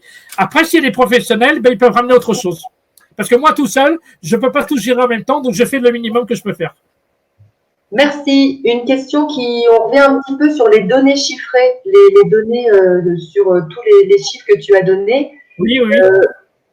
Une demande sur un taux, un indicateur sur le taux de délinquance avant et après ton passage. Est-ce que ça, c'est une donnée que tu as déjà… Il n'y a pas le taux, mais c'est pas ça le plus important. C'est pas de. Souvent, moi, les préfectures, tout ça, ils me demandent des chiffres. Je prends un exemple. Il y a des délinquants qui sont venus me voir. Des fois, ils disent, ouais, c'est toi l'ancien braqueur qui a fait de la prison et tout ça, est-ce qu'on peut parler avec toi? Tu sais, ils viennent me voir. Des fois, ils ne veulent pas que je parle ici, mais je vais dans un hall d'immeuble. Je passe une soirée avec eux. Je leur dis plein de messages, des choses comme ça. Ils disent, franchement, Yazid, tu nous as fait réfléchir. Ouais, c'est vraiment. Je ne peux pas le chiffrer. Je ne sais pas ce qui s'est passé, mais ils ont énormément apprécié mon intervention. En plus, ils me donnent leurs coordonnées. Il y en a qui m'écrivent, ils disent, franchement, Yazid, depuis ta venue, maintenant, ça y est, je suis retourné, j'étais à la mission de cas, j'ai été chercher du travail, choses comme ça. Franchement, je suis en train de changer. Je peux pas il y a des choses qu'on ne peut pas chiffrer. On ne peut pas chiffrer quand quelqu'un te dit, franchement, merci. Je ne peux pas le chiffrer ça en même temps. Donc, les chiffres, ça ne veut pas dire grand-chose. Parce que sinon, on va mettre des chiffres, le nombre de personnes qui sont venues. Alors, en partant des principes que, après mon passage, il y a des choses qui se sont améliorées. Mais ce n'est pas une question de chiffres. J'entends ton retour, mais je pense qu'Adeline, dans la question et la deuxième partie de la question, comment les résultats de ton action sont-ils évalués? En fait, ça revient aussi à dire que quand tu bénéficies de subventions, quelquefois, il faut faire la preuve dans un bilan. Oui. Alors, sur quels indicateurs dans tes bilans tu mets l'accent pour valoriser ton activité? D'abord, on fait une réunion bilan avec tous les acteurs. Dans les bilans, on met le nombre, la quantité de personnes qui sont venues, le nombre de jeunes, le nombre de parents, le nombre de jeunes en difficulté, les tranches d'âge. Est-ce qu'il y a eu des filles? Est-ce qu'il y a eu des travailleurs sociaux? Est-ce qu'il y a eu des animateurs, des éducateurs? Est-ce que les politiques sont venus? Est-ce que c'était médiatisé? Est-ce que la police est venue? Donc, est-ce qu'il y a eu de liens? Rien que ça, déjà, il y a de la quantité. Après, c'est ce qu'ont apprécié les gens. Les habitants ils disent franchement, on a beaucoup apprécié la venue de la médiation nomade, on a beaucoup discuté avec Yazid. C'est-à-dire les gens ont apprécié la démarche. Tout le monde en même temps. Après, il dit, depuis sa venue, avant la maison des jeunes fermait à 18h, maintenant on a décidé de la fermer un peu plus tard. Parfois, il y a des villes, des jeunes se sont montés en association. Parfois, il y a des parents qui ne parlaient pas avec ces jeunes. Ils en ont parlé pendant les médiations nomades, et maintenant ils ont pris l'habitude de se dire bonjour. Parfois, il y a des politiques qui sont venus, ils ont écouté des jeunes, et les politiques ils ont compris plein de choses, alors qu'ils n'ont jamais discuté avec ces jeunes-là. Ils disent oui, ces jeunes ils nous ont expliqué des choses, et c'est vrai que maintenant, on va changer notre façon de travailler avec ce public en même temps. Vous voyez, donc il y a une côté quantitatif, et puis il y a des pratiques qui ont changé, et c'est de cette manière qu'on peut évaluer les choses, quoi. Merci. Jocelyn demande sur quelles conditions et comment faire pour t'inviter à venir faire une soirée dans un quartier. Avec le camion? Ouais. Ben, il suffit de m'écrire ou d'écrire à mon frère, dire on aimerait faire venir, on vous envoie un devis, puis on monte le projet ensemble. Enfin, j'espère que quand je vais venir dans le Grand Est auprès des médiateurs, que les médiateurs vont dire on aimerait bien maintenant, Yazid, qu'on passe à la pratique, parce que la théorie c'est bien, mais la pratique et la théorie, c'est encore mieux. Donc après, on peut aller faire du terrain ensemble si vous le voulez, quoi. Sans problème, quoi. Donc après, non, il suffit de demander. On est une association, on va là où on nous demande de venir, quoi. Camille pose la question. Nous avons fait intervenir Kamel Madani à Strasbourg pour le grand public et aussi en collège, suite à son livre Voyou devenu prof. Le connaissez-vous et avez-vous déjà discuté avec lui? Non, j'ai entendu parler de lui. Oui, c'est vrai. Non, je ne le connais pas, quoi. Mais j'en connais plein des personnes comme moi, il y en a partout, quoi. Donc, à part que moi, je suis un peu médiatique, et il y en a qui sont pas médiatiques. Donc, non, j'en connais quelques-uns et vraiment, ils font du bon travail, quoi. Parce que c'est comme le titre de mon livre, ce sont devenus des guerriers non violents. C'est-à-dire qu'ils ont la pêche, ils ont pas peur, ils ont le discours et tout ça, ils ont un certain charisme et ils arrivent à faire certaines choses, quand même, quoi. Non, c'est très bien, quoi. Comme quoi, on peut changer. Romain pose la question par rapport à la fréquentation des soirées que tu organises. En termes de fréquentation, avez-vous beaucoup de filles ou pas? Non, c'est une vraie question. Dans la plupart des quartiers que je vais, beaucoup en région parisienne, le soir, il y a très peu de filles sur l'espace public. Elles sont quelque part, mais elles ne sont pas dans l'endroit où il y a les garçons. C'est rare de trouver des filles dans les halls d'immeubles. C'est souvent les garçons, c'est des endroits où il n'y a que les garçons. Ça ne veut pas dire que les filles ne sont pas en danger ou que les filles ne sont pas délinquantes, mais elles ne sont pas dans l'endroit où il y a ces garçons. Il y a d'autres endroits, notamment en province, il y a plus de mixité, où il y a plus de garçons et de filles. Tout dépend des quartiers. Ça dépend comment les garçons acceptent les filles en même temps, comment les rapports sont entre les garçons et les filles, parce que l'un des objectifs de la médiation nomade, c'est d'améliorer les rapports filles-garçons. Mais par contre, sachez que quand je fais des médiations nomades, il y a beaucoup de filles qui m'accompagnent. Il y a plus de filles qui m'accompagnent que des garçons. Et il y a beaucoup de garçons, ils viennent parce qu'ils savent qu'il y a beaucoup de filles qui vont venir lors des médiations nomades. Donc, les filles attirent les garçons et ça marche très bien. Sachez qu'on a monté une association en région parisienne, mais qui s'appelle Passerelle. C'est des filles qu'on leur prête le camion de médiation nomade et c'est que 100% que des filles. On leur prête le camion et ils vont la nuit dans les quartiers et c'est que des filles qui vont en même temps. L'association s'appelle Passerelle. La plupart, ce sont mes étudiants de l'université de Nanterre pour montrer que les filles sont capables de faire ça. Et c'est vrai que les garçons ont plus envie de parler à des filles qu'à des garçons. Et c'est pour ça que ça marche très bien. L'association s'appelle Passerelle. Pour l'instant, je suis le président de cette association, mais sachez que c'est des filles. Elles tournent actuellement dans le département du 92. Elles font beaucoup de soirées, mais que des filles. Et vraiment, ça marche bien, quoi. Si tu dis que les filles, que les garçons aiment parler aux filles, donc est-ce que toi tu rencontres des jeunes femmes délinquantes? La question est posée. Oui, mais peu, comme je rencontre déjà peu de filles en général, donc des filles délinquantes, j'en vois peu, mais oui, j'en vois quelques-unes. Oui, j'en vois quelques-unes parce que souvent, c'est les travailleurs sociaux, c'est les médiateurs, les animateurs qui m'ont dit Yazid, est-ce que tu peux discuter avec ces filles-là? On sait leur parcours. Parce que je pense peut-être que tu peux les accrocher. Ce qui me font accrocher à ces jeunes-là, c'est souvent les médiateurs qui me disent Yazid, on connaît les jeunes qui font des conneries, tout ça, les délinquants. Est-ce que tu peux les rencontrer? Souvent, il y en a qui viennent pas au camion et je vais les rencontrer là où ils sont. Parce que je sais que le camion, mais à un moment donné, je quitte le camion et je vais faire le tour des halls d'immeubles. Je vais voir si les jeunes ne viennent pas au camion, je vais les voir là où ils sont. Donc, des fois, je me déplace directement là où sont les jeunes, quoi. Parce que je sais pertinemment qu'il y a des jeunes qui ne viendront jamais au camion. Médiation nomade, c'est le camion, mais Riyad pose la question, est-ce que vous intervenez dans les maisons d'arrêt et alors à quel niveau? Après, c'est des autorisations. Disons que, par exemple, l'année dernière, en 2019, j'ai fait à peu près une quarantaine d'établissements pénitentiaires. Je rencontre à peu près 600 détenus. Donc, non, j'ai de la demande dans toute la France, mais je fais un débat une fois dans l'année, quoi, dans une prison. Puis après, le lendemain, je fais une prison, ou je fais un quartier mineur, je fais une prison pour une prison pour les femmes, donc des choses comme ça. Non, je fais beaucoup de débats en prison, quoi. Donc, je reformule, tu fais du débat, c'est-à-dire tu vas, quelle est la nature des messages et enfin tu essaies Souvent, quand j'interviens en prison, je raconte mon parcours aux détenus et ils ont plein de questions à partir de là. En même temps, j'enseigne, je leur explique un petit peu comment on peut devenir délinquant. À votre avis, qu'est-ce qui fait qu'on devient délinquant? Et puis les jeunes qui sont là, ils disent oui, moi je suis devenu délinquant à cause de ça, moi c'est à cause de l'argent, moi c'est à cause des flics, moi c'est à cause de ma famille. Et puis on essaye, et derrière, on essaie de travailler. À votre avis, qu'est-ce qu'il faudrait faire pour que vous ne récidivez pas en sortant?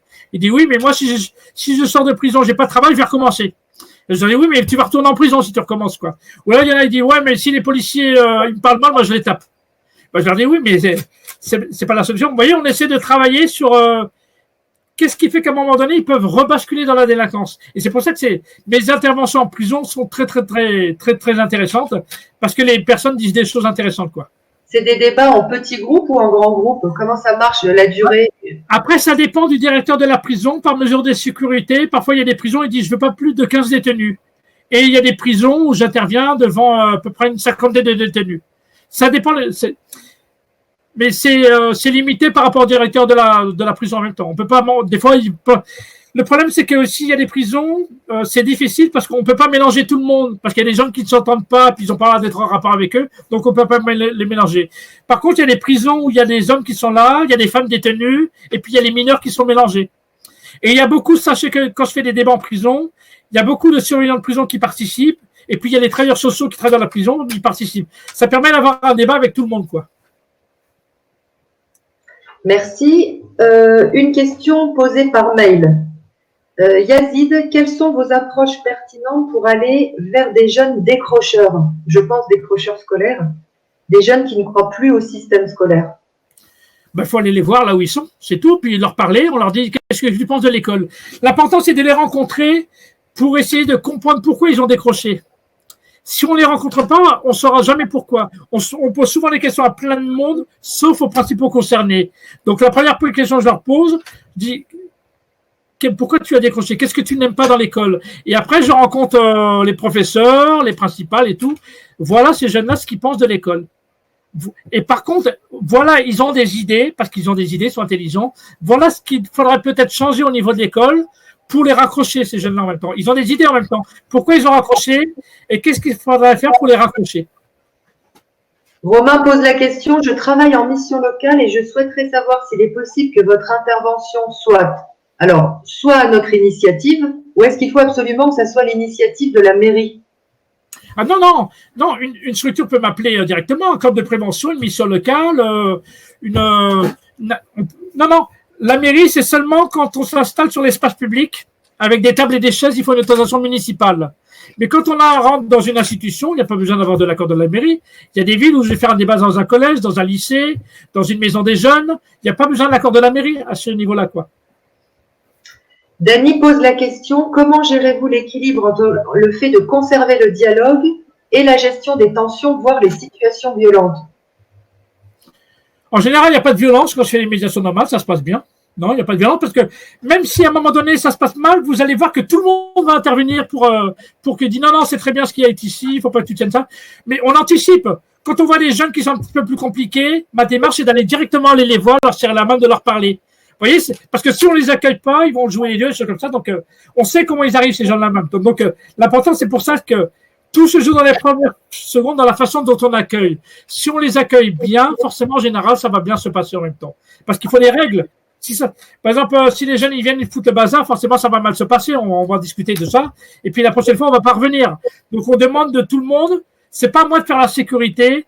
C'est que tous les gens présents, c'est à eux de faire la sécurité. Si vous voulez que ça se passe bien, il faut que tout le monde participe parce que ça se passe bien en même temps, quoi. Non, mais tout sur mon dos, c'est pas moi. Moi, je connais pas la ville, c'est vous qui connaissez la ville, vous connaissez les personnes.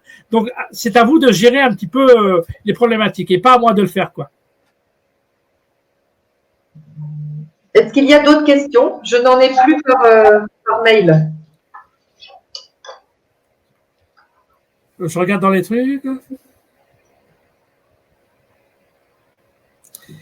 Après, d'autres questions, les médiations nomades fonctionnent bien si les acteurs jouent le jeu. C'est bien. Par exemple, je prends un exemple. Il y a des jeunes le soir, ils disent, moi, je ne vais pas à la mission locale, ça ne sert à rien. Imaginez que le soir, quand je vais avec le camion, il y a des conseillers de la mission locale qui sont là. Ils vont tisser une relation avec ces jeunes-là, ils vont boire un verre de thé avec eux parce que le partage, quand on prend un verre ensemble, ça crée des liens. Et vous allez voir que le lendemain, le jeune va aller à la mission locale parce que les conseillers de la mission locale leur ont donné sa carte, à condition que les conseillers de la mission locale sont venus un soir à la médiation nomade. C'est-à-dire que je ne peux pas convaincre les jeunes de venir à la mission locale. C'est plus facile que les conseillers de la mission locale soient présents le soir pour rencontrer les jeunes qu'ils n'arrivent pas à toucher, quoi. Donc, moi, j'essaie de les convaincre, mais j'essaie de pousser quand même les acteurs à être présents à un moment donné, quoi. Et il y a plein de villes où les jeunes, par exemple, ils n'allaient pas à l'émission locale. Il y a des conseillers de la mission locale qui sont venus. Le lendemain, j'ai appris que les jeunes ont été à la mission locale. Vous voyez? C'est pour ça, c'est toujours des histoires de rencontres. Est-ce qu'il y a des questions? Moi, j'en ai une par rapport aux outils, un peu ton livre, ton film documentaire. Est-ce que tu as besoin de faire des... comment dire, c'est des outils promotionnels, mais dans le livre, tu racontes peut-être, je ne l'ai pas lu, tu racontes plus tes pratiques de la médiation. Oui. Les pratiques sont plus dans le troisième livre que j'écris, Guerrier non violent, où j'explique un petit peu ma façon de travailler en médiation nomade. Il y a tout un chapitre là-dessus.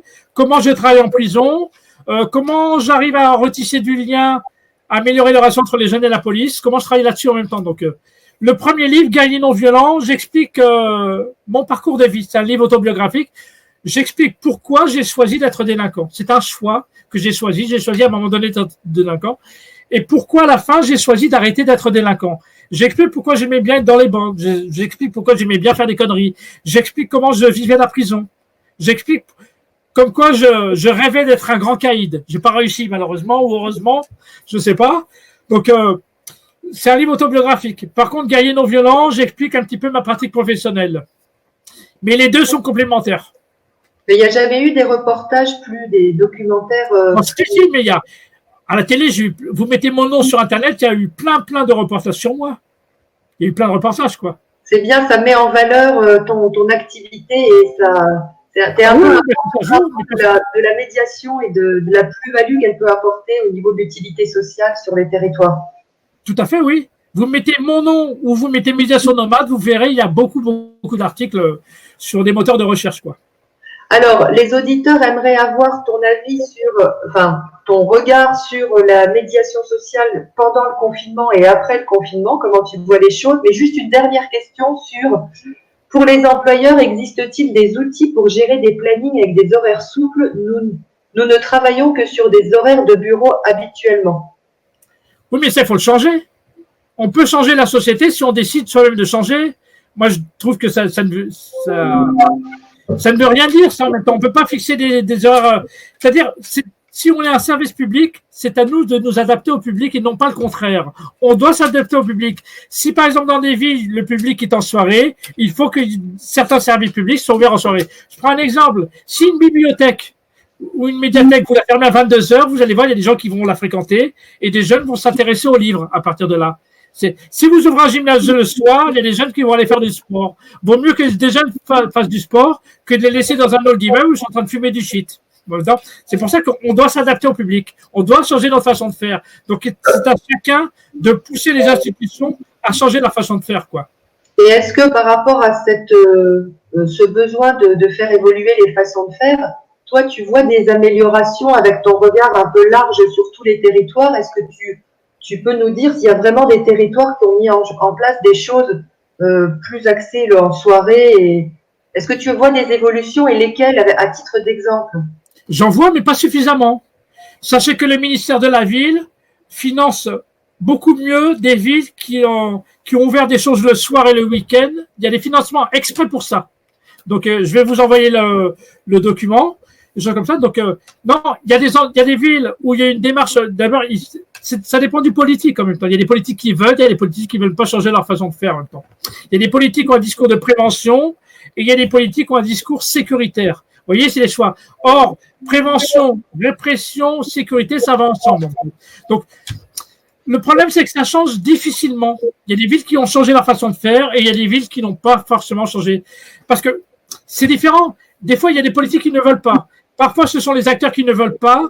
Parfois, ils n'ont pas les bons professionnels pour travailler le soir. C'est pour ça qu'il faut mieux former les acteurs qui vont travailler le soir parce qu'on ne travaille pas de la même manière avec des jeunes gentils qu'avec des jeunes méchants. C'est-à-dire, c'est comment apprendre à travailler avec des jeunes qui ne nous aiment pas ou avec des jeunes méchants ou avec des jeunes délinquants.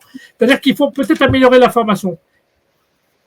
Merci. Alors, par rapport à la situation actuelle, on parlera après de l'après-confinement. Est-ce que tu peux nous donner des éléments sur la manière dont tu travailles actuellement pendant le confinement? Je suis en colère. L'autre fois, je suis passé à la 5, je l'ai dit. J'en ai marre d'être bloqué chez moi alors qu'il y a énormément de faire sur le terrain en même temps. Pourquoi seuls les policiers peuvent aller sur le terrain? C'est pas normal que seuls les policiers peuvent aller sur le terrain alors qu'il faut des médiateurs, des jeunes, des éducateurs, des adultes bienveillants qui parlent aux jeunes de prévention. On ne peut pas laisser des jeunes et les policiers l'un en face de l'autre. Parce que les jeunes, qu'est-ce qu'ils font? Ils sont entre eux, ils s'endoctrinent, ils sont dans les réseaux sociaux et certains passent à l'acte en même temps. C'est peut-être le bon moment pour aller parler avec d'autres. D'abord, l'expliquer, c'est pas normal que tu sois dehors à ce temps-là. Normalement, tu dois être chez soi. Mais on peut aussi passer des messages de prévention à ce moment-là. Donc, il n'est pas normal que, vous voyez, Mais c'est au niveau politique. Ça veut dire, je retraduis, tu es bloqué, enfin, tu es confiné chez toi comme nous tous, et Oui. tu n'as pas l'autorisation d'aller sur le terrain. Oui, moi j'en ai marre d'être un jardinier. Moi je suis un médiateur, je suis pas un jardinier. Je suis toujours dans mon jardin en train de m'occuper de mes tomates, en train de m'occuper de mes fleurs. C'est pas mais je dois y aller sur le terrain, comme donner une autorisation de sortir. Enfin, On pourrait avoir justement par rapport à la situation actuelle que vous, les auditeurs, vous vivez, est-ce que vous êtes, quel est votre ressenti justement sur votre impossibilité d'aller sur le terrain?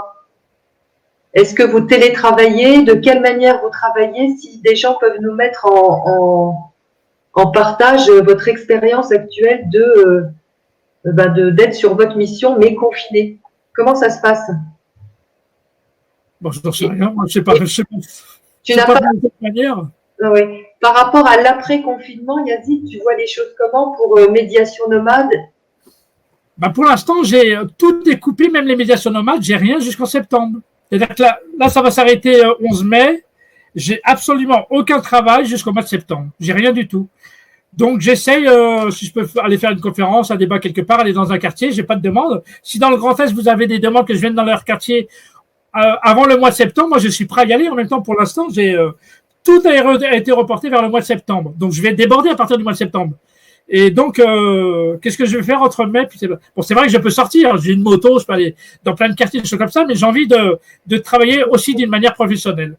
Donc, c'est ce qui est dommage, quoi. C'est ça qui est aberrant, qu'on peut être utile partout, et puis tout le monde a reporté les interventions à plus tard, quoi. Ce qui est dommage, quoi. Est-ce que tu sais si en ce moment sur les territoires, il y a des tensions particulières autour de là où tu te trouves? Ah, il y en a plein, il y en a un peu partout. Moi, je suis en région parisienne, vous avez entendu parler de Villeneuve-la-Garenne. Non, il y a des endroits où, oui, il y a des tensions, il y a plein de problématiques. Moi, je suis de Mantes-la-Jolie, de temps en temps, je prends ma moto, je vais au Val-Fouré dans le quartier. Ouais.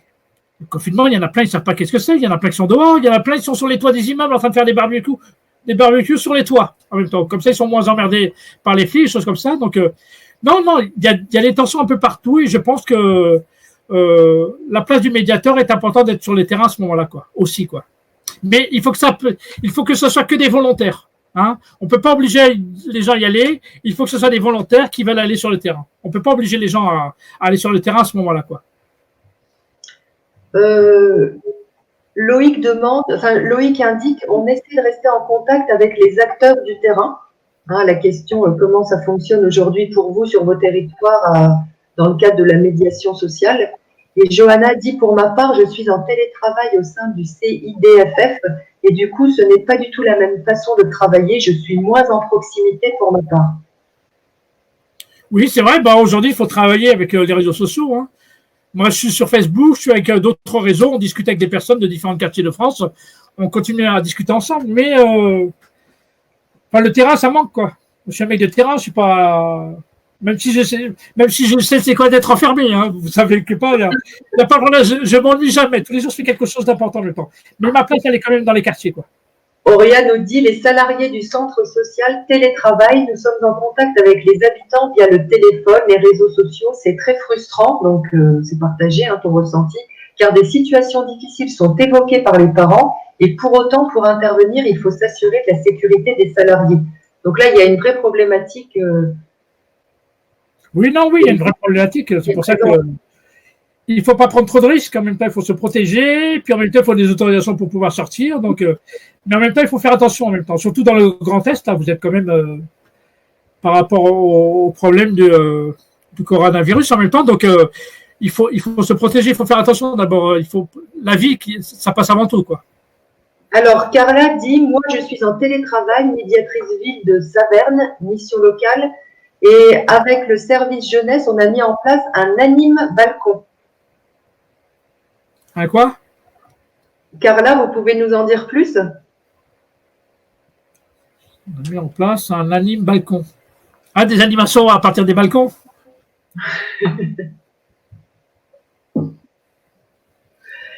Yazid, quand tu dis qu'il faut demander des autorisations, est-ce que toi, tu as identifié où étaient les freins pour pouvoir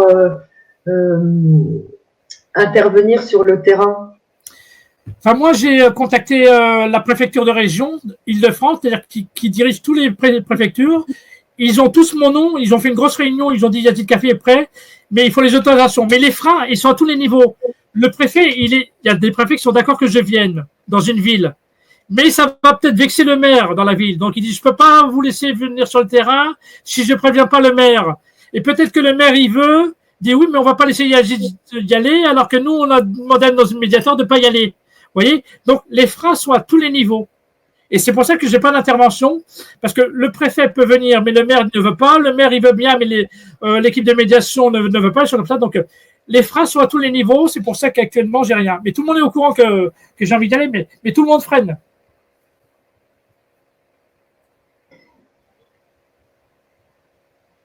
Est-ce que vous, sur le terrain, avant que Carla prenne la parole, vous avez eu des contacts avec les instances politiques pour demander justement la possibilité d'intervenir ou pas? Les autorisations, c'est à la préfecture qu'il faut faire. Hein. C'est le préfet, hein, surtout.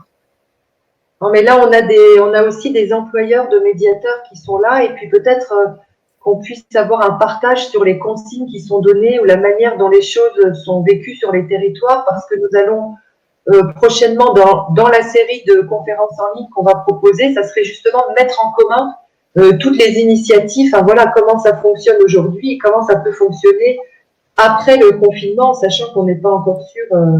Alors, Louisa va prendre la parole. Louisa, allez. Oui. Oui, bonjour. Bonjour. En fait, je voulais juste savoir, parce que je suis médiatrice sociale qui accompagne aussi Conseil citoyen de la ville de Voipy. Et nous, on avait déposé un projet à peu près pareil, donc pour une caravane qui qui devrait circuler dans les quartiers pour rencontrer les habitants. Et par contre, ça n'a pas été accordé, donc on a pensé à un très porteur, et donc qui devrait partir normalement au mois de mars, mais vu la situation sanitaire, donc peut-être en septembre. Pourriez-vous me dire, peut-être, parce que nous, les horaires, c'est en journée, c'est d'aller rencontrer les habitants, c'est ça le but, déjà les adultes avant les jeunes. Oui. Est-ce que c'est mieux d'aller rencontrer les adultes le soir ou bien pendant la journée? Donc, quel est votre regard de ce sujet-là? Je pense que les adultes, vous aurez plus en journée, mais plutôt en fin de journée, parce que peut-être la journée, ils travaillent. Après, c'est à vous de dire est-ce que les adultes sont disponibles en journée ou en début de soirée, quoi. Mais je pense que les jeunes, je parle des jeunes plus compliqués, on les rencontrera plus facilement le soir, mais les adultes, on les rencontrera plutôt en fin de journée. Mais après, ça dépend ça dépend des villes en même temps, quoi. Ok. Ok. D'accord, je vous remercie. Carla, vous pouvez prendre la parole?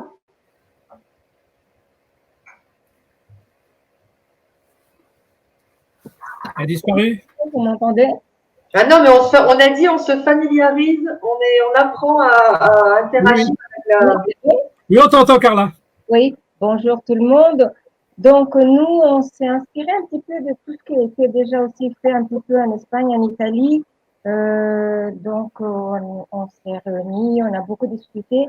Et d'abord, par rapport au contrat ville QPV, on s'est dit qu'il fallait quand même faire de la prévention avec la distanciation, donc pas évident. Et finalement, on s'est dit qu'il fallait faire toute la ville, pas seulement que les QPV. Donc, avec l'équipe des animateurs du service jeunesse, on a mis en place un camion, un sono, et à distance, ils font le tour de la ville. Et ils font des jeux avec les personnes âgées, ils font des chorés, ils font des quiz et de la prévention. Voilà. Et c'est vrai que c'est très dur de faire sur le terrain. Bien sûr, oui. C'est très frustrant. Mais qui vous a donné les autorisations pour circuler? C'est la mairie? Ouais. Ah, très bien, ouais, c'est bien. Ouais. Je connais quelques villes comme ça, ils ont permis aux médiateurs de pouvoir sortir des mairies, quoi. Bah, ça traînait, hein. Ça n'a pas été tout de suite. Hein. Ah oui, bien sûr, il y a de la résistance quand même. Mais jusqu'à ce que tout soit mis en place et que ce soit accepté, qu'on ait le budget aussi, hein, parce que bien sûr, il y a un coût, tout ça. Mais là, ça tourne bien. Merci, Carla. Il y a une question en ce qui concerne les centres sociaux. Avec le Covid, on va devoir repenser nos pratiques et nous allons certainement devoir aller plus vers le public, donc penser à des actions en extérieur. Et c'est une belle occasion de retisser le lien, du lien avec les habitants. Donc ça, c'est plus quand on demandait un échange un partage de pratiques et d'idées pour la suite. Et en effet, comme l'été va arriver, il y aura peut-être la possibilité d'aller réaliser les actions davantage à l'extérieur. Oui, tout à fait. Voilà, je regarde l'heure. Est-ce que Yazid, toi, on fait comment? Tu as d'autres choses à nous transmettre qui peuvent être intéressantes? Ouais, sur quoi, par exemple? Ben, je sais pas. Qui est-ce qui veut davantage de précision sur un thème? Après, on peut peut-être, avant de se quitter, peut-être faire un petit point sur l'aspect, un petit bilan avec vous, comme c'est une première, sur l'aspect technique et sur l'aspect, déjà le sujet et la manière d'interagir. Et peut-être essayer de nous dire ce que vous avez trouvé le plus étonnant ou le plus marquant dans l'intervention de Yazid, pour qu'on réalise un petit retour. Ouais, ou alors par les petits messages, là, qu'on puisse entendre un petit peu quelques retours. Si vous voulez prendre la parole, si certains demandent la parole, on peut l'autoriser par rapport au temps et si nous, on coupe nos micros. Oh, vous êtes sage, hein, il y avait plus de musique au début.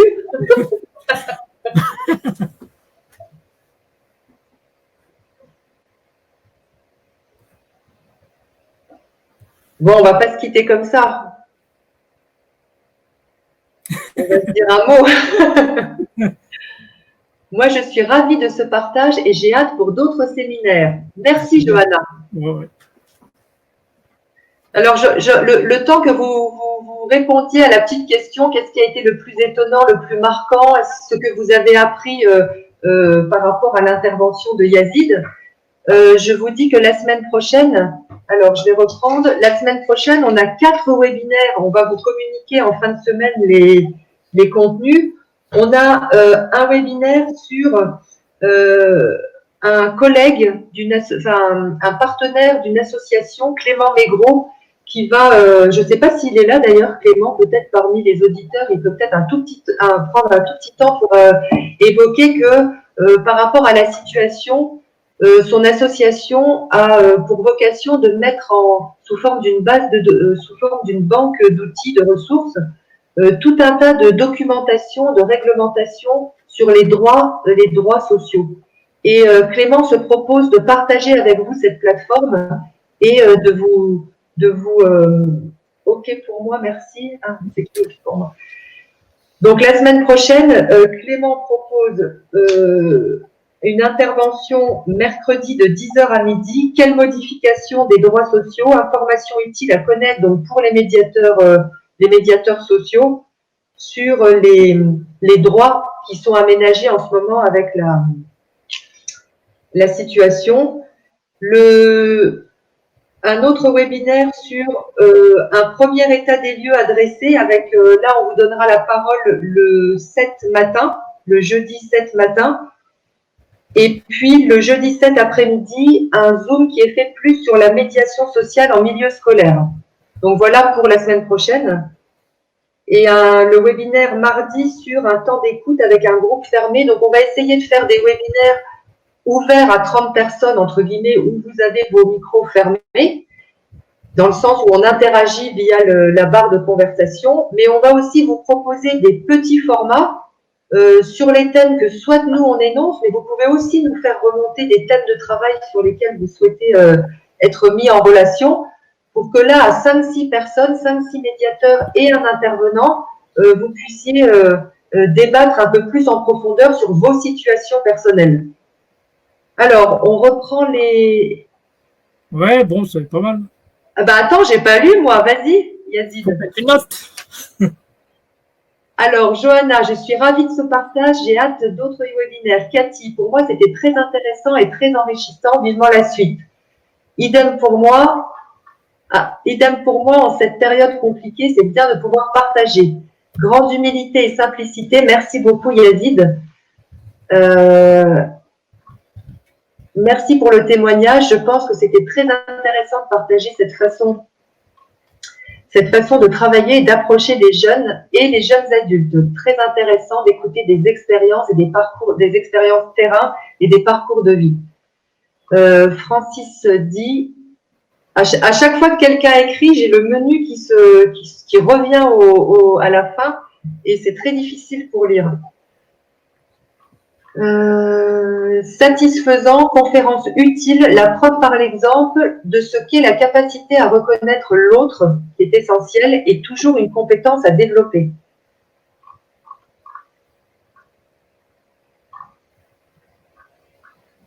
Vraiment instructif comme partage, merci beaucoup. Sujet intéressant, parcours atypique, la médiation nomade peut être un moyen de prévoir la fin du confinement, car les jeunes sont très touchés par le confinement. Dans quelques mois, merci à vous. Je suis ravie d'avoir eu ce webinaire. Bravo, merci. Pour ma part, j'ai des problèmes techniques avec mon PC, mais j'ai réussi à vous voir vers 11h30, nous dit Victor. Est-ce qu'il y a une récap de cette vidéo? Oui, Victor, elle sera déposée en replay sur un site internet qu'on est en train de créer et qu'on vous mettra qu'on vous donnera dès la fin de semaine ou tout début de la semaine prochaine. Vous aurez accès à tous nos programmes et au replay. Lundi, il y a aussi un live sur Instagram. Nous avons créé un compte médiateurs sociaux Grand Est. Donc, on vous invite à vous abonner parce que régulièrement, on va mettre de l'information.